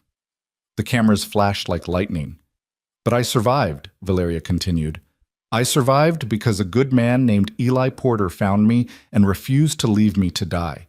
He carried me 3 miles through the fog to save my life, and he asked for nothing in return. He reminded me that there are still people in this world who choose kindness over cruelty, who choose courage over convenience." She looked directly into the cameras. "To everyone watching this, to my employees, my partners, my shareholders, I want you to know that Crosstech will emerge from this stronger than ever. We will rebuild our board with people of integrity. We will continue to prioritize safety and ethics over profit, and we will never, ever compromise our values for convenience." "Ms. Cross," a reporter shouted, "are you planning to return as CEO?" "I never stopped being CEO," Valeria said simply. Then she nodded to her security team, and they rolled her toward the car. Eli was waiting by the vehicle. His truck had finally been fixed with money from his first payment from Valeria, and he helped transfer her from the wheelchair into the passenger seat while Margaret folded the chair into the back. "That was a hell of a speech," Eli said as he climbed into the driver's seat. "I meant every word," Valeria said. Then she smiled. A real smile, the first he'd seen that reached her eyes. "Take me home, Eli." Home. The words settled over both of them with unexpected weight. "Yes, ma'am," Eli said, and drove them toward the farmhouse, toward whatever came next, toward the complicated and uncertain future they were building together one day at a time. The November sun was setting as they pulled up the long gravel drive, painting the fields in shades of orange and gold. The farmhouse looked different somehow, still old and worn, but welcoming now, with lights glowing in the windows and smoke curling from the chimney. Lily burst through the front door before Eli had even turned off the engine, Mrs. Chen following at a more sedate pace. "You're here! You're really here!" Lily danced with excitement as Eli unloaded the wheelchair. "I'm really here," Valeria said, letting Eli help her into the chair. She looked up at the farmhouse with its peeling paint and crooked shutters and ramps that still smelled of fresh lumber. "It's perfect." "It's a mess," Eli corrected, "but it's home." Lily grabbed Valeria's hand and pulled her toward the ramp. "Come see your room. I decorated it and everything." They went inside together, the carpenter, the CEO, the little girl, and the elderly woman who'd become their anchor. Margaret had stayed behind to handle the media circus, promising to bring more of Valeria's things tomorrow. For tonight, it was just the four of them in a farmhouse that was slowly becoming something more than just a place to survive. It was becoming a refuge, a home, a place where broken things could begin to heal. Lily gave Valeria a full tour, pointing out every modification Eli had made, every picture she'd drawn, every carefully placed stuffed animal. In the bedroom, Valeria sat in her wheelchair and looked around at the cheerful chaos. The flowers in mason jars, the crayon drawings taped to every available surface, the handmade "Welcome Home" banner hanging crookedly above the bed. "It's beautiful," Valeria said, her voice thick with emotion. "Thank you, Lily. Thank you so much." "You're part of our family now," Lily said matter-of-factly. "Daddy said so. That means you stay forever." Over Lily's head, Valeria's eyes met Eli's. He saw the question there, the vulnerability, the fear of hoping for something permanent. "As long as you need," he said quietly. "We're not going anywhere." That night, after Mrs. Chen had gone home and Lily was asleep, Eli found Valeria sitting by the fireplace in the living room, wrapped in a blanket and staring at the flames. "Can't sleep?" he asked, settling into the chair across from her. "Too quiet," Valeria said. "I lived in the city for so long. There was always noise, always something happening. This silence is—" She paused. "It's peaceful, but it's also making me think too much." "About what?" "About how close I came to dying, about how different my life is going to be now, about whether I can really rebuild everything or if I'm just fooling myself." She looked at him. "Tell me the truth, Eli. Do you think I can do this? Can someone like me, paralyzed, damaged, with a company in chaos, really come back from this?" Eli was quiet for a moment, choosing his words carefully. Sarah was pregnant with Lily when she got diagnosed with preeclampsia. Severe case. The doctor said she might not survive the delivery, that we should consider termination. But Sarah refused. She said if there was even a chance we could both survive, she was taking it. And she fought. God, she fought so hard. Special diet, bed rest, constant monitoring. It was hell. "What happened?" Valeria asked softly. "Lily was born 3 months early, weighing 2 pounds. Sarah nearly died. But they both made it. Against the odds, against what the doctors predicted, against everything, they both survived." He leaned forward. "My point is, Sarah taught me that survival isn't about what's probable or easy. It's about being too stubborn to quit. And from what I've seen, Valeria, you're the most stubborn person I've ever met. So yeah, I think you can do this." Valeria was crying again, silent tears sliding down her cheeks. "I'm so tired of crying." "Then stop apologizing for it," Eli said. "You're allowed to cry. You're allowed to be scared and angry and overwhelmed. You're allowed to be human." "Even CEOs." "Especially CEOs."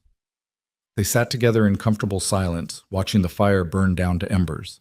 Outside, the November wind rattled the windows, but inside the farmhouse was warm and safe, and full of the kind of peace that comes from knowing you're exactly where you need to be. "Eli," Valeria said eventually, "thank you for all of this, for carrying me out of that ditch, for believing in me, for giving me a place to heal. I don't know how I'll ever repay you." "You don't need to repay me," Eli said. "We're just helping each other survive. That's what people do." "Is it?" Valeria asked. "Because in my experience, most people only help if there's something in it for them." "Then you've been around the wrong people," Eli said simply.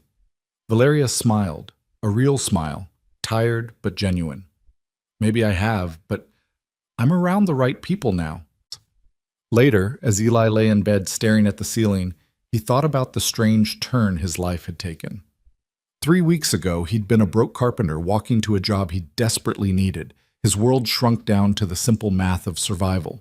Now he was sharing his home with a billionaire CEO, caught up in murder trials and corporate intrigue, his daughter forming attachments to a woman who might leave as soon as she was strong enough. It should have terrified him, the uncertainty, the complexity, the very real danger that still lurked in the shadows of Valeria's world. But instead he felt something he hadn't felt in 2 years. He felt alive. He felt purposeful. He felt like maybe, just maybe, there was a future worth building toward. Down the hall, in the room that had once been Sarah's sewing space, Valeria Cross lay awake in a bed surrounded by stuffed animals and crayon drawings, staring at the dark ceiling and thinking about second chances. About the carpenter who'd saved her life without asking for anything in return. About the little girl who'd welcomed her into their broken family with such open-hearted generosity. About whether someone like her, someone who'd spent her whole life fighting for power and control, could learn to simply accept kindness without suspicion. She didn't have the answer yet. But for the first time since she'd woken up in that hospital bed, she felt something other than fear or rage or exhaustion. She felt hope. And that, she thought as she finally drifted off to sleep, was enough for now. The first morning at the farmhouse, Valeria woke to the sound of chickens. For a moment, disoriented in the unfamiliar room with its slanted ceiling and pale morning light, she thought she was dreaming. Then she remembered. The hospital discharge, the media circus, Eli's quiet offer of refuge. She was in a farmhouse in the middle of nowhere, sharing space with a widowed carpenter and his 6-year-old daughter, hiding from assassins and corporate vultures while her body slowly remembered how to heal. She sat up carefully, testing the pain levels in her ribs and back. Better than yesterday. Worse than she wanted. The wheelchair waited beside the bed like a silent reminder of everything she'd lost, and for a moment the familiar wave of despair threatened to pull her under. Then she heard Lily's laugh from somewhere outside, bright and uninhibited, and the despair receded slightly. Getting into the wheelchair was still a struggle. Her physical therapist at the hospital had taught her the technique, but theory and practice were different beasts. By the time she'd managed the transfer, she was sweating and breathless and furious at her own weakness. But she was up. That had to count for something. She found them in the kitchen, Eli at the stove flipping pancakes while Lily sat at the table with a coloring book, her tongue stuck out in concentration. The room smelled like coffee and maple syrup and something indefinably homey that made Valeria's chest ache with longing for something she'd never had. "Good morning," Eli said, looking up with a smile. "Hope we didn't wake you. Lily insisted we make chocolate chip pancakes for your first breakfast here." "I told you she'd love them," Lily said proudly. "Everybody loves Daddy's pancakes." "I'm sure I will too," Valeria said, rolling herself to the table.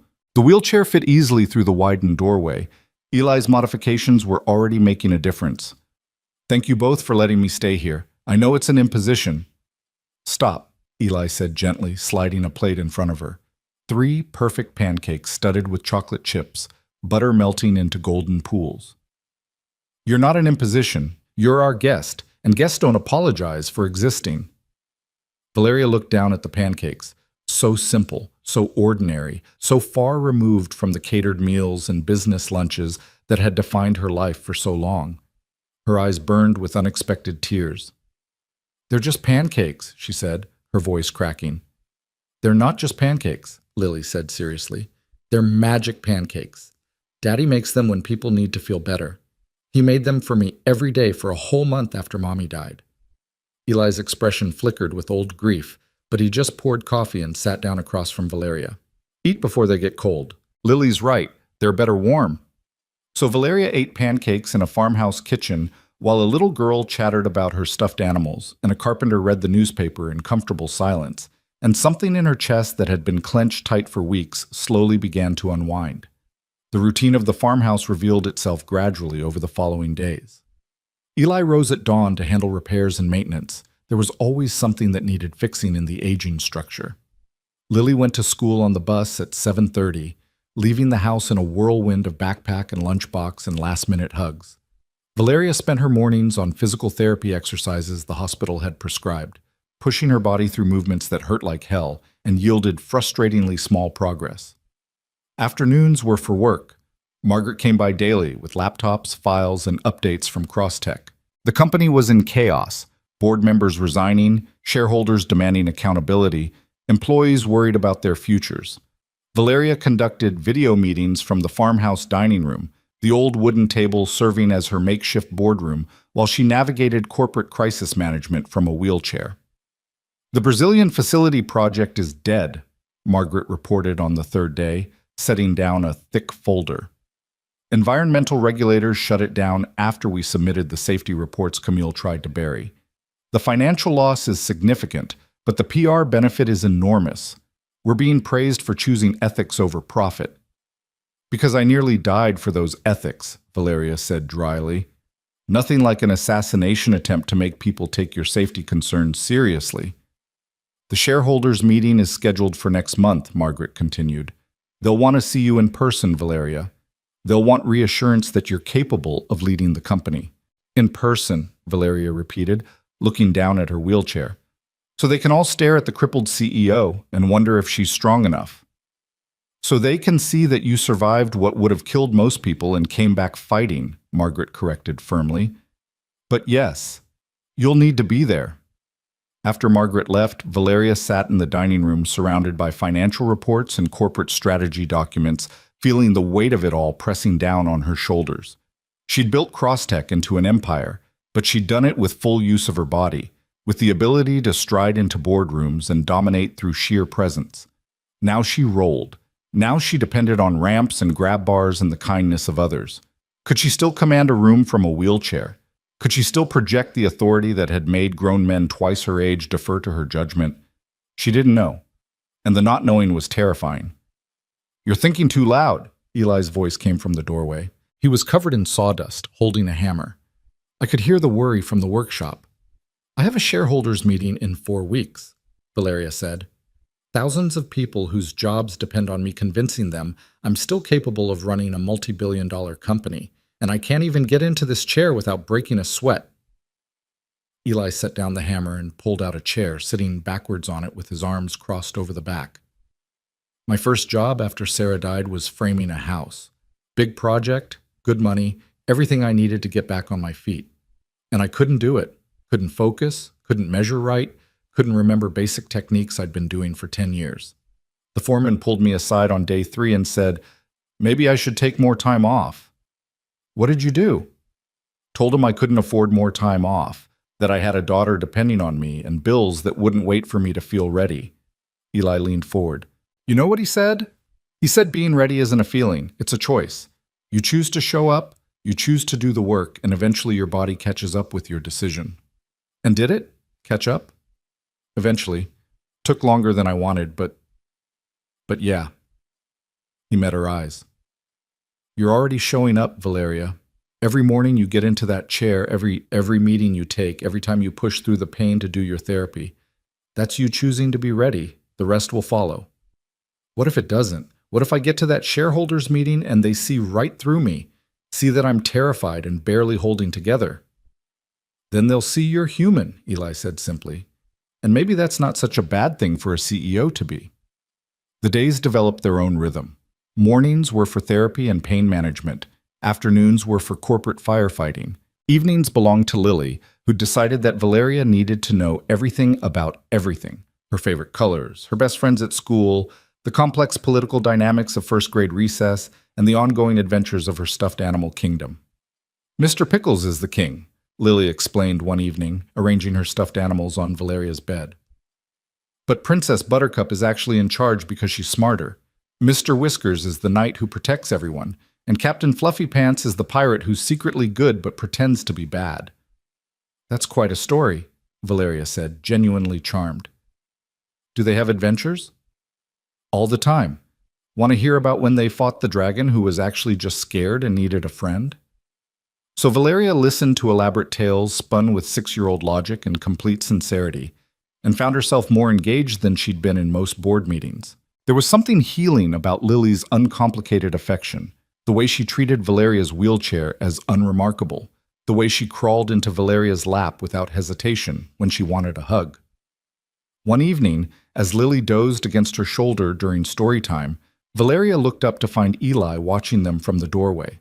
His expression was complicated, tender, and sad, and something else she couldn't quite identify. "She's getting attached," he said quietly after he'd carried Lily to bed. They were in the living room, the fire crackling, the house settling into nighttime quiet. "To you.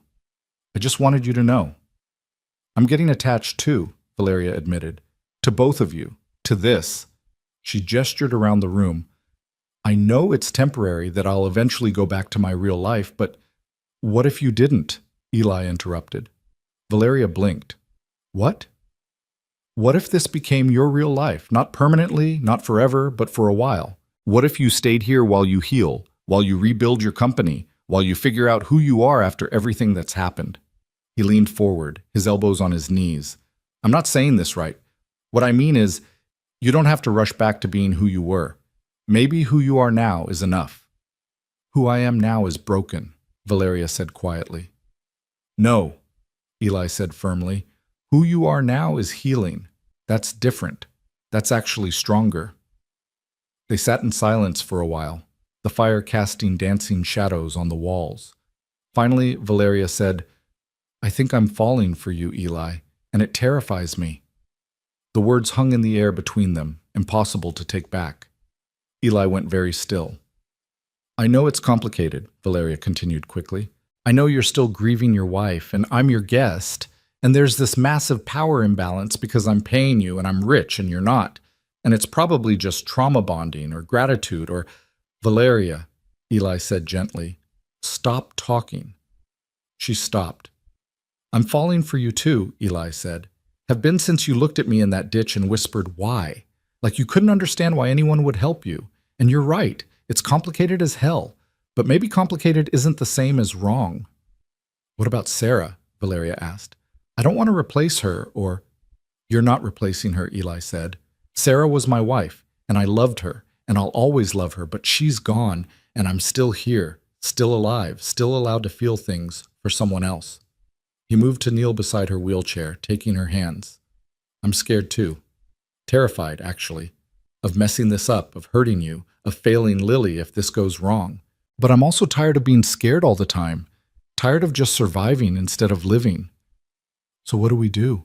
Valeria whispered. "We take it slow," Eli said. "We be honest with each other. We figure it out as we go. And if it doesn't work, we deal with that too. And if it does work, then we'll be terrified together," Eli said, echoing the words she'd said to him in the hospital. "How's that sound?" Valeria laughed through tears and pulled him closer, resting her forehead against his. "It sounds perfect." Their first kiss happened 3 days later, on a Sunday morning when Lily was at Mrs. Chen's house learning to make dumplings. Eli had been helping Valeria with her physical therapy exercises, supporting her weight as she practiced standing with the parallel bars he'd installed in her room, when she'd lost her balance and fallen forward into his arms. "Sorry," she gasped, embarrassed. "I thought I had it that time." "You almost did," Eli said, holding her steady. "You're getting stronger every day." She looked up at him, at his kind eyes and worn face, and the patient strength that had carried her out of hell, and couldn't help herself. She kissed him. Just a brief press of lips, tentative and questioning. Eli went still for a heartbeat. Then he was kissing her back, one hand cupping her face while the other supported her weight, and it was gentle and careful and perfect. When they pulled apart, Both breathing hard, Valeria said, "Was that okay?"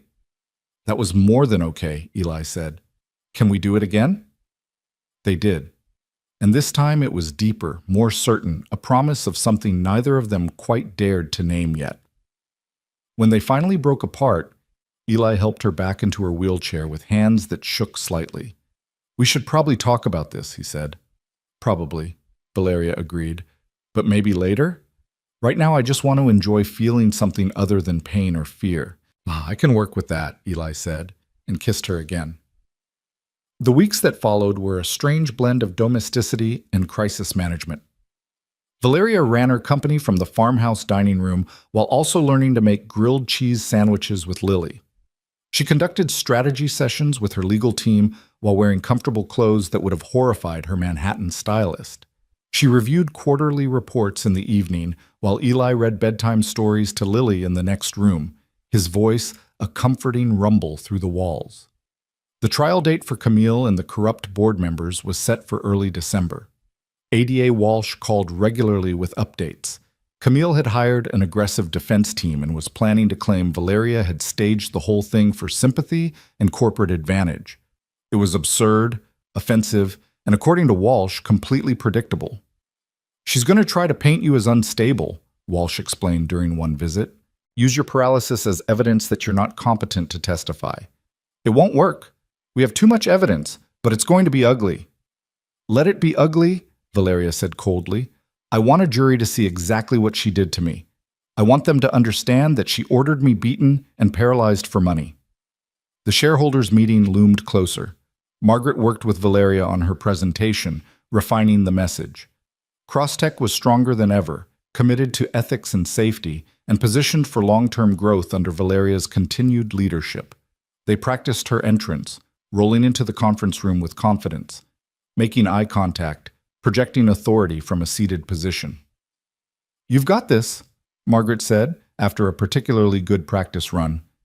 "You're going to walk in there, well, roll in there, and remind them why you built this company in the first place." But doubt crept in during the quiet moments.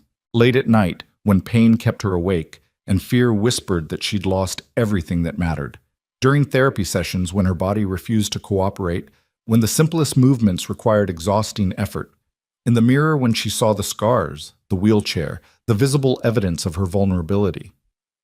Eli found her crying in the bathroom one night, 2 weeks before the shareholders' meeting. "Hey," he said softly, kneeling beside the wheelchair. "Talk to me." "I can't do this," Valeria said through tears. "I can't stand in front of thousands of people. I can't even stand, period. And convince them I'm strong enough to lead. I'm not strong enough. I'm barely holding together." "You carried a company through corporate conspiracy and assassination attempts," Eli said. "You faced down the people who tried to kill you from a hospital bed. You're rebuilding everything while learning to live in a body that doesn't work the way it used to. If that's not strength, I don't know what is."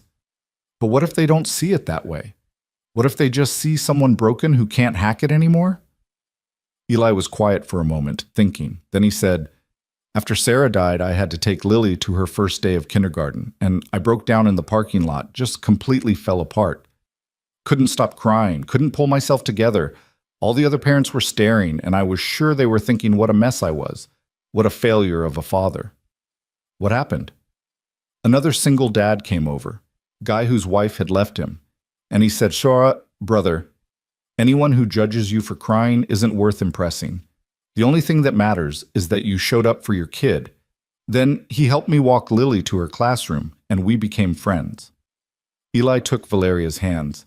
"My point is, the shareholders who matter, the ones who understand what leadership actually means, they're going to see your strength. The ones who don't? Screw them. They were never worth impressing anyway." Valeria laughed despite her tears. "You're very wise for a carpenter."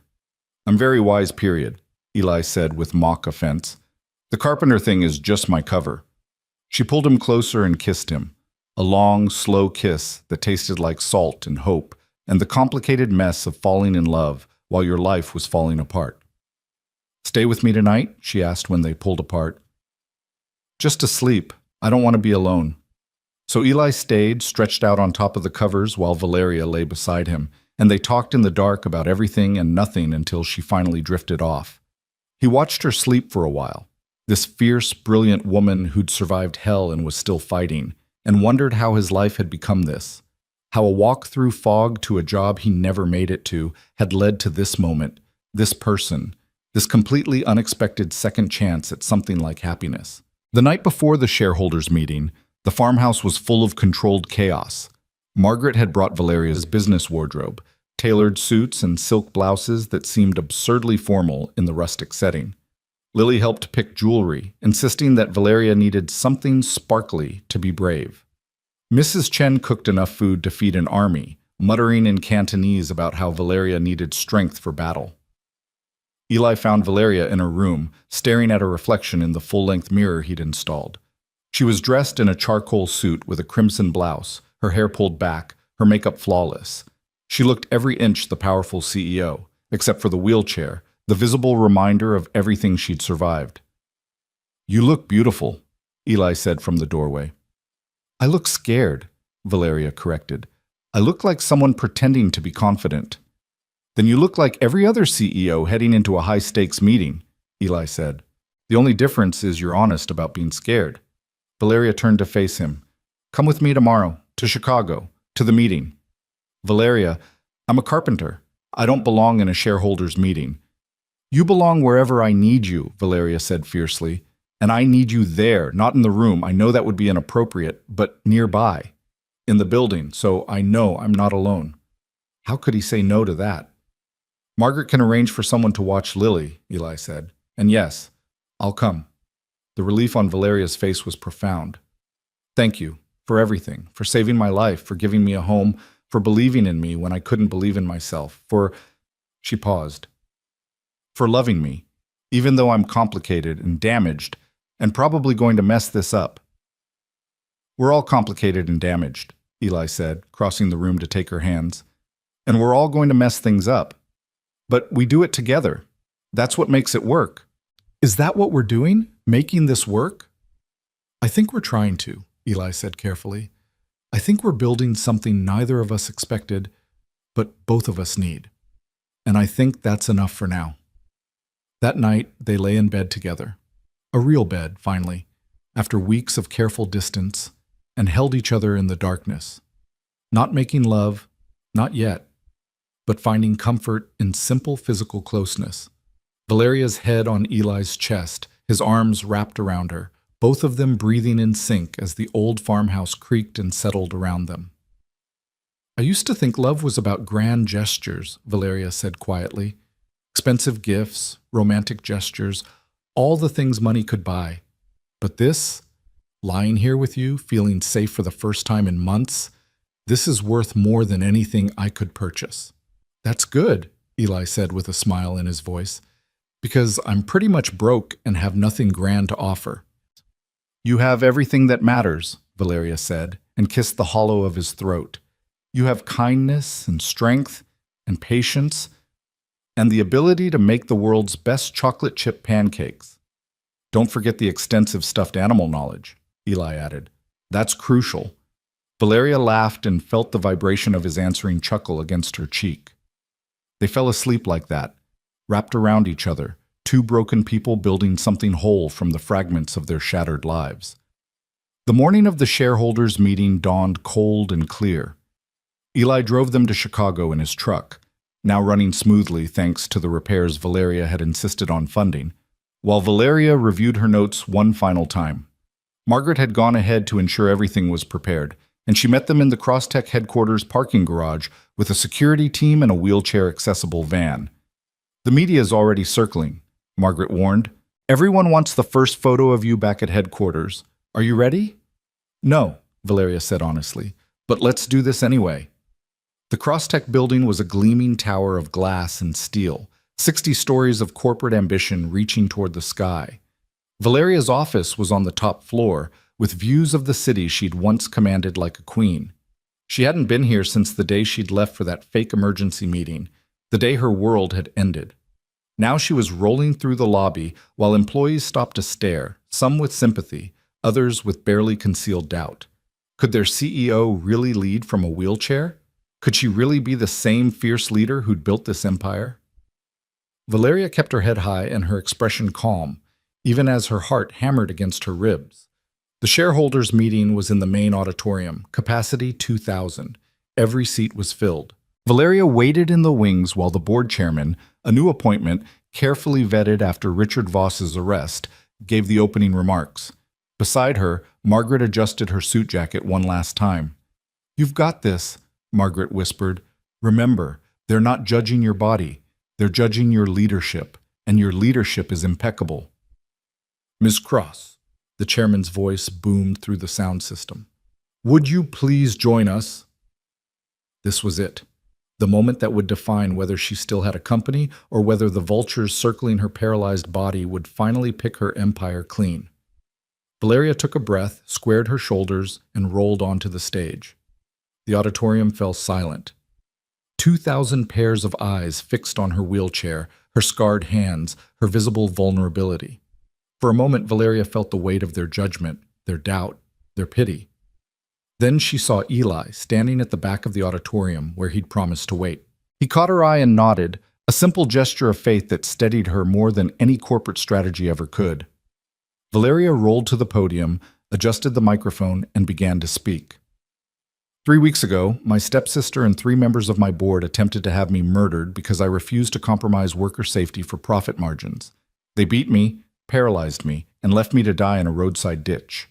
They assumed I was too weak to fight back, too broken to rebuild, too damaged to lead. She paused, letting the words settle over the crowd. They were wrong. And then she told them everything, the conspiracy, the assassination attempt, the systematic corruption she'd been fighting against. She showed them the evidence, the financial projections, the plans for moving Crosstech forward with integrity at its core. She spoke with passion and precision about safety standards, ethical practices, and long-term sustainable growth. She spoke as a leader, as a survivor, as someone who refused to let trauma define her. When she finished, the auditorium was silent. Then one person stood and began to clap. Then another. Then a wave of applause swept through the crowd, building until it was thunderous, until 2,000 people were on their feet giving her a standing ovation that lasted 3 full minutes. Valeria sat in her wheelchair on that stage and let the applause wash over her. Let it fill the hollow places where doubt had lived. Let it remind her that survival was its own kind of victory. When the meeting ended and the votes were tallied, the result was unanimous. Valeria Cross would remain CEO of Crosstech Industries, with full board support and a renewed mandate to lead the company into its next phase of growth. She'd won. Not just the vote, but something bigger. She'd reclaimed her power, her authority, her right to lead despite everything that had been taken from her. Eli found her in her office afterwards, standing at the window. Standing, with the help of the parallel bars her physical therapist had installed, looking out at the city spread below. "You did it," he said quietly. "We did it," Valeria corrected, turning to face him with tears streaming down her face. "I couldn't have done any of this without you." He crossed the room and pulled her into his arms, and she let herself break down completely, sobbing against his chest while he held her steady and whispered that she was strong, she was brave, she was enough. "Take me home, Eli," she said when the tears finally stopped. "Not to my penthouse. Home. To the farmhouse. To Lily and Mrs. Chen and that ridiculous falling apart porch. That's where I want to be." "Then that's where we'll go," Eli promised, and he kept that promise, driving them back through the city and into the countryside as the sun set in streaks of orange and gold. They arrived at the farmhouse to find Lily and Mrs. Chen waiting on the porch, and Lily came running down the ramp shouting, "Did you win? Did you beat the bad guys?" "I won," Valeria said, catching Lily in a fierce hug. "We all won." That night, as they sat around the dinner table, Valeria and Eli and Lily and Mrs. Chen sharing a simple meal in a house that was becoming home, Valeria felt something she hadn't felt in years. She felt peace. She felt hope. She felt like maybe, just maybe, she was exactly where she was supposed to be. With people who loved her not for her money or her power, but simply because she was Valeria. Broken, healing, fighting, surviving Valeria. and that was more than enough. Winter came to the farmhouse with the kind of gentle inevitability that made everything feel both temporary and permanent at once. Snow dusted the fields in late November, turning the world outside into something from a postcard, and inside life settled into a rhythm that felt dangerously close to normal. Dangerous because Valeria kept waiting for it to shatter, for reality to intrude and remind her that CEOs didn't belong in falling down farmhouses with carpenters and their daughters, that this strange sanctuary couldn't possibly last. But it did last. Through Thanksgiving, which they celebrated with Mrs. Chen and Margaret, and a turkey that Eli somehow didn't burn despite Valeria's teasing predictions. Through the first real snowfall, when Lily dragged them all outside to build a snowman that leaned precariously to the left. Through the quiet December evenings when Valeria worked from the dining room while Eli repaired the porch and Lily did homework at the kitchen table, the three of them existing in a domestic bubble that felt both foreign and achingly right.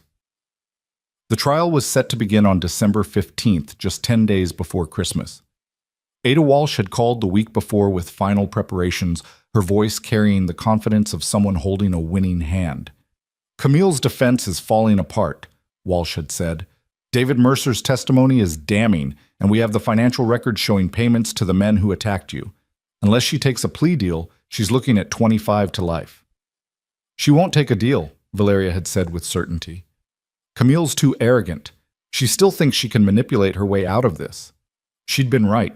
Camille refused all plea offers, insisting she'd be vindicated at trial. So now Valeria prepared to face her stepsister in court, to sit across a courtroom and describe in clinical detail how Camille had watched her being beaten, had stood over her broken body, and promised to take good care of the company Valeria had built. The night before the trial, Valeria couldn't sleep. She lay in bed staring at the ceiling while Eli breathed steadily beside her, his arm draped across her waist in a protective gesture that had become habitual. They'd been sharing a bed for 3 weeks now, finding comfort and closeness, even when physical intimacy was limited by her injuries and pain levels. It was enough just to be near him, to feel his warmth and steady presence. "You're thinking too loud again," Eli murmured without opening his eyes. "Sorry, didn't mean to wake you." "You didn't. I've been awake too." He shifted to face her in the darkness. "Talk to me. What's going on in that brilliant, terrifying brain of yours?" "I'm scared," Valeria admitted, "of seeing Camille tomorrow, of having to relive everything in front of a courtroom full of strangers, of not being strong enough to get through my testimony without falling apart." "You're the strongest person I know," Eli said simply. "You've already survived the worst thing that could happen. Everything else is just details." "What if the jury doesn't believe me? What if they think I'm exaggerating or lying or—" "Then they're idiots," Eli interrupted. "And the mountain of evidence Walsh has will convince them anyway. But they will believe you, Valeria, because you're going to tell the truth, and the truth is pretty damn compelling." Valeria turned to press her face against his chest, breathing in the familiar scent of sawdust and soap that meant safety. "I wish you could be in the courtroom with me." "I'll be right outside," Eli promised, "and the second you're done testifying, I'll be there. You won't face any of this alone." "I used to pride myself on being alone," Valeria said quietly, "on not needing anyone, on being completely self-sufficient. Now I can't imagine facing tomorrow without you." "That's not weakness," Eli said, pressing a kiss to her forehead. "That's just being human. We're not meant to do the hard things alone." The courthouse was an imposing stone building in downtown Chicago, all columns and marble steps that would have been impossible for Valeria to navigate before Eli had called ahead to ensure wheelchair access. They arrived early, before the media could fully mobilize, and found Walsh waiting in a private conference room with Detective Ramos and Margaret. "How are you feeling?" Walsh asked, her sharp eyes assessing Valeria's composure. "Terrified, furious, ready to watch my stepsister go to prison." Valeria managed a tight smile. "All of the above." "Good. Channel that fury when you testify. The jury needs to see your strength, but they also need to see what this cost you." Walsh pulled out a folder. "Camille's defense is going to attack your credibility. They'll suggest you were unstable before the attack, that your business decisions were erratic, that you have a history of paranoia. Don't let them rattle you. Stick to the facts, answer only what's asked, and remember that we have mountains of evidence supporting everything you say." What about Richard Voss and Patricia Chen? Valeria asked. Are they testifying? Both took plea deals, Ramos said with satisfaction. Reduced sentences in exchange for testimony against Camille. They're going to bury her. The courtroom was packed when they entered.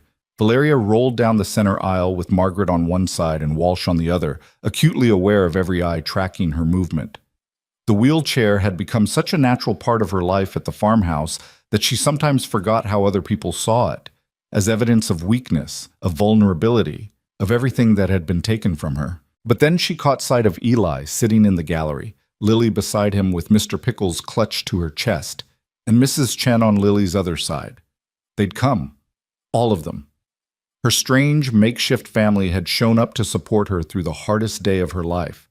Valeria straightened her shoulders and rolled to the witness stand with her head held high. Camille sat at the defense table looking immaculate in a navy suit, her blonde hair perfectly styled, her expression one of wounded innocence. She'd lost weight since the arrest, and the effect was to make her look fragile, sympathetic, nothing like the cold-eyed woman who'd orchestrated an assassination. When their eyes met across the courtroom, Camille's mask slipped for just a moment. Valeria saw the hatred there, the rage at being thwarted, and felt a savage satisfaction. Camille had wanted her dead and defeated. Instead, Valeria was here, alive and fighting, about to destroy her stepsister's freedom with nothing but the truth. Walsh's direct examination was thorough and devastating. Valeria described the fake emergency meeting, the drive to the remote cabin, the moment she realized she'd been betrayed. She described the 3 masked men, the systematic beating, Camille's presence throughout. What did your stepsister say to you? Walsh asked. Before they left you in that ditch. Valeria's voice was steady despite the memories threatening to pull her under. She said, "Don't worry, Val. I'll take good care of Crosstech for you." Then she told the men to make sure I was never found. A ripple went through the courtroom. Several jurors leaned forward, their attention fixed on Valeria with expressions ranging from horror to sympathy. "And how did you survive?" Walsh asked gently. "A man named Eli Porter found me the next morning while walking to work. He carried me 3 miles to his home and called for help. He saved my life." Walsh nodded. No further questions. Camille's defense attorney was a sharp-faced man named Thornton who'd built his reputation on shredding witnesses. He approached the stand with the confidence of someone who believed he could break Valeria's testimony. "Ms. Cross, isn't it true that you were under enormous stress in the weeks before this alleged attack?" he began. "I was under the normal stress of running a multi-billion-dollar company," Valeria replied coolly. "And isn't it true that you'd been making increasingly erratic decisions? Killing profitable projects, refusing to listen to board advice, alienating key stakeholders?" "I was refusing to compromise worker safety for profit margins," Valeria corrected. "If that's erratic, then yes, I was being erratic." Thornton smiled like he'd scored a point. "You were also using prescription pain medication at the time, weren't you? For a chronic condition?" "I have a documented pain condition that I manage with appropriate medication prescribed by my doctor. That has nothing to do with— It has everything to do with your credibility," Thornton interrupted. "You were stressed, medicated, and by your own admission, making decisions your board disagreed with. Isn't it possible that your memory of events is confused? That what you think happened isn't what actually occurred?" Valeria's hands clenched on the arms of her wheelchair. She wanted to scream at this man, to make him understand that no amount of medication could make her forget watching her stepsister order her death. But Walsh's earlier advice echoed in her mind. Stick to the facts. Don't let them rattle you. "My memory is perfectly clear," Valeria said.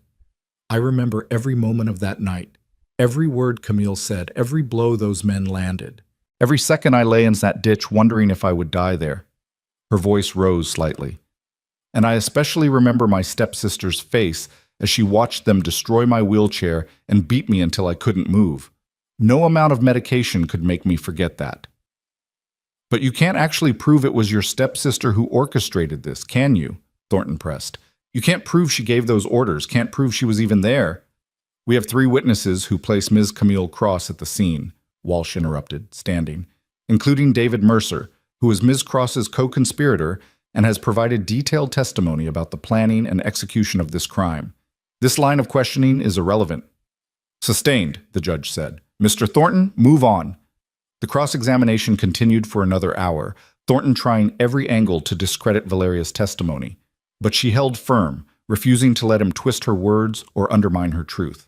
By the time Walsh called for redirect, Valeria was exhausted but unbroken. "Ms. Cross," Walsh said gently, "how has this attack affected your life?" Valeria looked down at her wheelchair, at her scarred hands, at the visible evidence of everything Camille had taken from her. "I'm paralyzed from the waist down. I may never walk again. I have chronic pain that makes every day a struggle. I nearly lost my company, my career, everything I'd built." She paused, then looked directly at the jury. "But I survived, and I'm rebuilding, and I'm here to make sure my stepsister pays for what she did." When she was finally released from the stand, Eli was there to meet her in the hallway, pulling her into his arms the moment they were out of sight of the courtroom. "You were amazing," he said against her hair. "So strong, so brave." "I wanted to kill him," Valeria said, her voice shaking. "That defense attorney. I wanted to make him understand what it was like, what Camille did to me." "You did make them understand," Eli said firmly. "The jury saw it. They believed you. I watched their faces, Valeria. You won them over." Lily appeared then, squeezing between them to wrap her small arms around Valeria's waist. "You were so brave," she said solemnly, "just like Princess Buttercup when she fought the dragon." Despite everything, Valeria laughed. "Thank you, sweetheart. That means a lot." The trial lasted another week. Richard Voss testified, describing in damning detail how Camille had approached him with the plan to remove Valeria permanently. Patricia Chen wept on the stand as she admitted her role in the conspiracy, claiming she'd been pressured into it but had never wanted anyone hurt. David Mercer was the star witness, his testimony laying out every aspect of the plot: the fake emergency meeting, the hired attackers, the specific instructions Camille had given about making sure Valeria's body was never found. Through it all, Camille maintained her facade of innocence, shaking her head sadly at each new revelation, as if she couldn't believe people were telling such lies about her. But the evidence was overwhelming. Financial records showing payments to the attackers, text messages between the conspirators, security footage placing Camille at the cabin on the night of the attack. On December 22nd, after just 4 hours of deliberation, the jury returned with their verdict: guilty. On all counts: attempted murder, conspiracy, assault with intent to cause great bodily harm. Valeria sat in the courtroom and watched Camille's face collapse as the verdict was read, watched her stepsister finally understand that she'd lost everything in her grab for power. The judge remanded Camille to custody immediately, and as bailiffs led her away in handcuffs, Camille looked back at Valeria one final time. "This isn't over," Camille said, her voice cold with promise. "Yes, it is," Valeria replied calmly. "You tried to kill me, and you failed, and now you're going to prison for the rest of your life. It's very much over." Outside the courthouse, with snow falling gently and media cameras flashing, Eli wrapped his arms around Valeria and said, "It's done. You're free." And for the first time since that terrible night in the cabin, Valeria believed it. She was free. Not just legally, not just physically, but emotionally. She'd faced her demons and survived. She'd rebuilt her life from the ruins Camille had tried to create. She was free. Christmas at the farmhouse was chaotic and perfect. Eli and Lily had decorated with an enthusiasm that made up for any lack of sophistication. A crooked tree in the corner dripping with handmade ornaments, lights strung haphazardly across the porch, a wreath on the door that Lily had made from pine cones and glitter. Margaret came for dinner, along with Mrs. Chen and 3 of Mrs. Chen's grandchildren. They ate too much, laughed too loud, and filled the old house with the kind of joy it had been missing for too long. Late that night, after everyone had left and Lily was asleep dreaming of the bicycle Santa had brought, Valeria and Eli sat by the fire with mugs of hot chocolate in comfortable silence. "I have something for you," Valeria said, pulling a small wrapped box from her pocket. "I know we said no presents, but—" "We definitely said no presents," Eli interrupted with a smile, "which is why I also have something for you." They exchanged gifts at the same moment. Eli's was a tiny box wrapped in newspaper comics because he'd run out of wrapping paper. Valeria's was elegant, professionally wrapped in silver paper with a perfect bow. "You first," Valeria said. Eli opened the box and found a key inside. Not just any key, but an ornate antique key on a silver chain. "What is this?" "It's the key to the original Crosstech building," Valeria said. "The first facility my father built before the company became what it is now. I bought the building last week. It's been abandoned for years, and I want to restore it, turn it into something meaningful." She paused, her eyes bright. "I want to turn it into a community center, a place for job training, after-school programs, resources for families who need help. And I want you to head the construction project." Eli stared at her. "Valeria, I'm not qualified to run something that big." "You're qualified to understand what matters," Valeria said. "You know what it's like to struggle, to need a hand up instead of a handout. I don't need someone with fancy credentials. I need someone with heart, someone who'll build something that actually helps people." She took his hand. "This is my legacy, Eli. Not Crosstech, not the billions in the bank. This, making something good from all the terrible things that happened." "It's perfect," Eli said, his voice rough with emotion. "Thank you. Now open yours," Valeria prompted, gesturing to the box in her lap. She unwrapped it carefully to find 2 small wooden boxes inside, each beautifully crafted with intricate inlaid designs. She opened the first and found a key, a simple house key on a leather cord. "It's the key to the farmhouse," Eli said quietly. "Officially. I'm signing the deed over to both of us. Joint ownership. This is your home now, Valeria, for as long as you want it to be." Valeria's hands trembled as she opened the second box. Inside was a ring, a simple gold band with a small diamond flanked by 2 emeralds. It was beautiful, understated, perfect. "Eli," she whispered. "I'm not asking you to marry me," Eli said quickly. "Not yet. Not until you're ready. But I wanted you to have this, to know that I'm serious about us, about building a life together, about—" Valeria cut him off with a kiss, deep and passionate and full of promise. When they finally broke apart, both breathing hard, she said, "Yes." "Yes what?" Eli asked, confused. "Yes, I'll marry you," Valeria said, laughing through tears. "You said you weren't asking, but I'm answering anyway. Yes. 1,000 times yes." "You're sure?" Eli's voice was raw with hope and fear. "Because it's complicated. You're a billionaire CEO, and I'm a carpenter. You have a whole world in Chicago, and I have this falling apart farmhouse. People are going to talk, are going to say—" "I don't care what people say," Valeria interrupted fiercely. "I don't care about complications or logistics or what makes sense on paper. I care about you, about Lily, about the life we're building here." She held up the ring. "Put it on me." So Eli did, sliding the ring onto her finger with hands that shook slightly. It fit perfectly, like it had been made for her, which of course it had. Eli had spent weeks working with a jeweler, describing exactly what he wanted, using money he'd saved from the salary Valeria was paying him. "The emeralds are for Lily," Eli explained, "her birthstone, because she's part of this too. Part of us." "It's perfect," Valeria said, holding her hand up to the firelight and watching the gems sparkle. "Everything about this is perfect." They made love that night for the first time since the attack, slowly and carefully, learning each other's bodies and boundaries. It was tender and healing and absolutely right, a physical claiming that matched the emotional commitment they'd already made. Afterward, lying tangled together in the darkness, Valeria said, "I have one more gift for you. Well, for us. For all of us."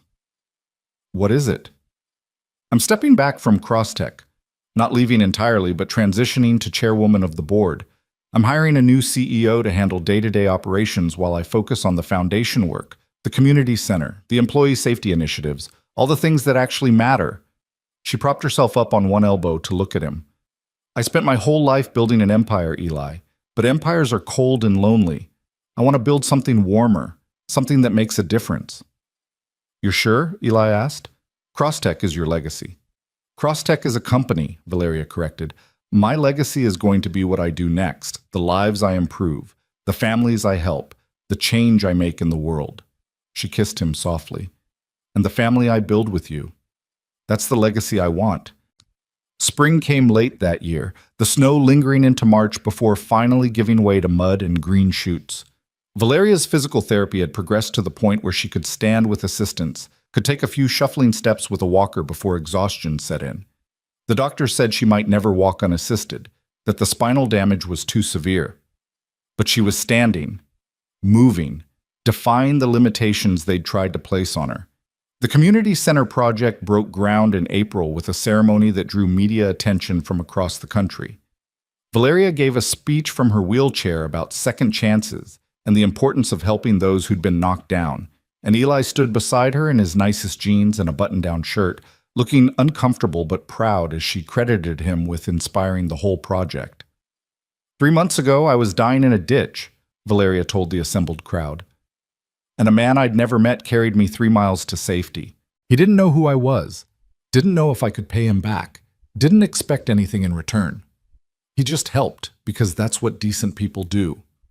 This center is built on that principle, that we help each other, that we lift each other up, that we refuse to leave anyone behind.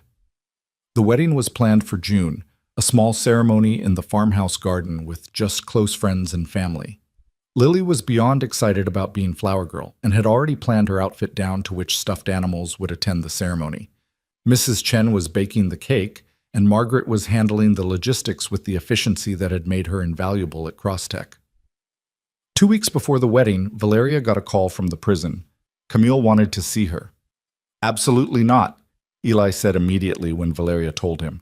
You don't need that in your life. You don't need to give her any more of your time or energy. I know, Valeria agreed, but I think I need closure. I need to look her in the eye and know that I survived everything she tried to do to me. So on a sunny May afternoon, Valeria drove to the prison with Eli beside her and Margaret following in a second car. The meeting was in a private room, supervised by guards, with strict time limits and protocols. Camille looked terrible. Prison had stripped away her polish, leaving her pale and drawn in an orange jumpsuit that washed out her complexion. But her eyes were still hard when she looked at Valeria through the reinforced glass. They sat in silence for a long moment. Then Camille said, You won. Are you here to gloat? No, Valeria said calmly. I'm here to let you go. Let me go? Camille laughed bitterly. I'm in prison for 25 years, Val. You can't let me go anywhere.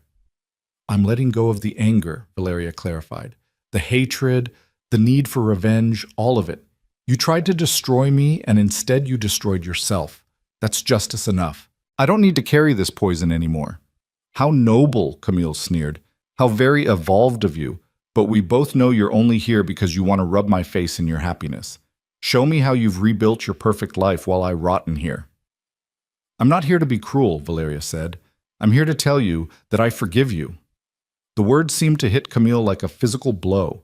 She jerked back, her expression twisting with rage and something that might have been pain. Don't you dare! Don't you dare forgive me like you're better than me! I'm not better than you, Valeria interrupted gently. I'm just luckier. I was found by someone who chose kindness. I was given a second chance, and I'm taking it. She leaned forward slightly. You could have had everything, Camille. The company, the success, even my respect if you'd just been patient. But you chose violence instead. You chose hatred, and now you have to live with that choice. I chose power, Camille said coldly.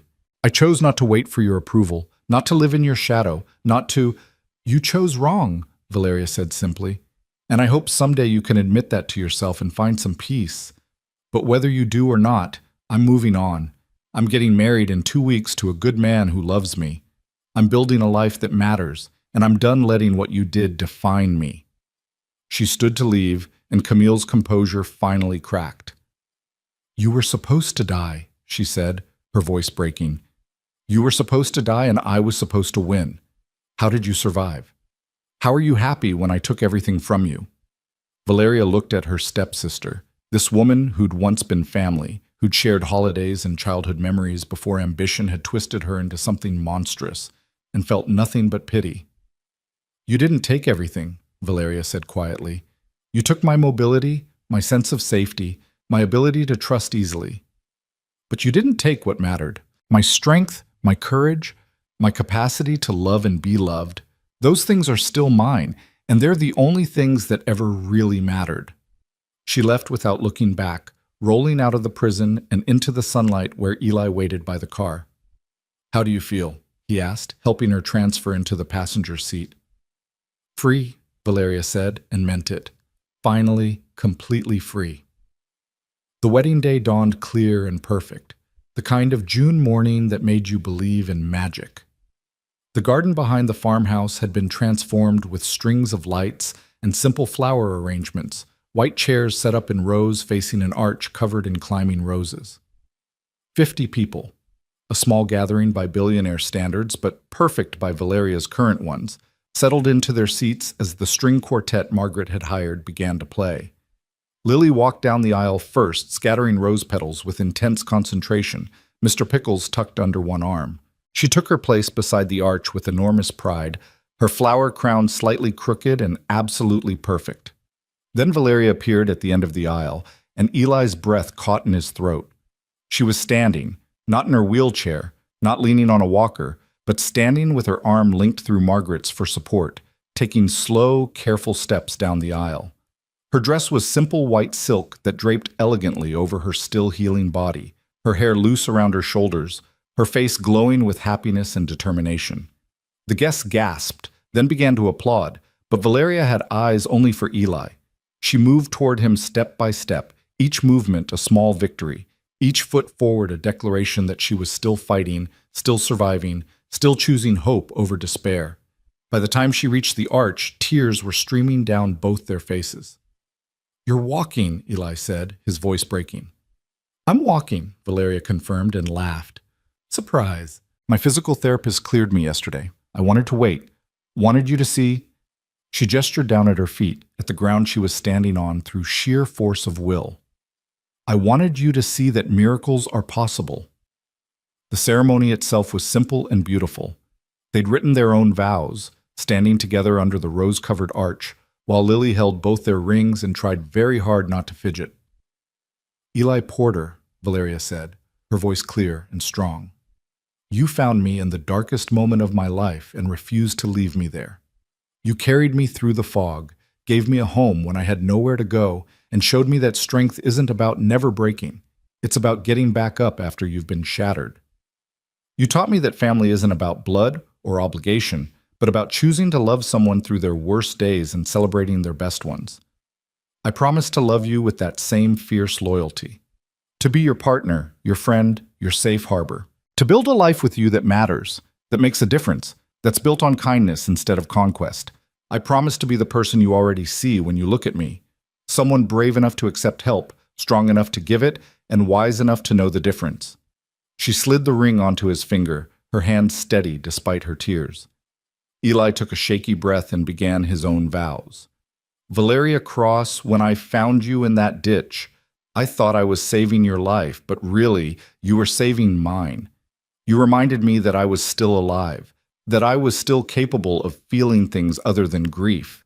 You showed me that it's possible to rebuild after tragedy, to find hope in the ruins, to open your heart again even when you're terrified it'll break." His voice dropped to a whisper.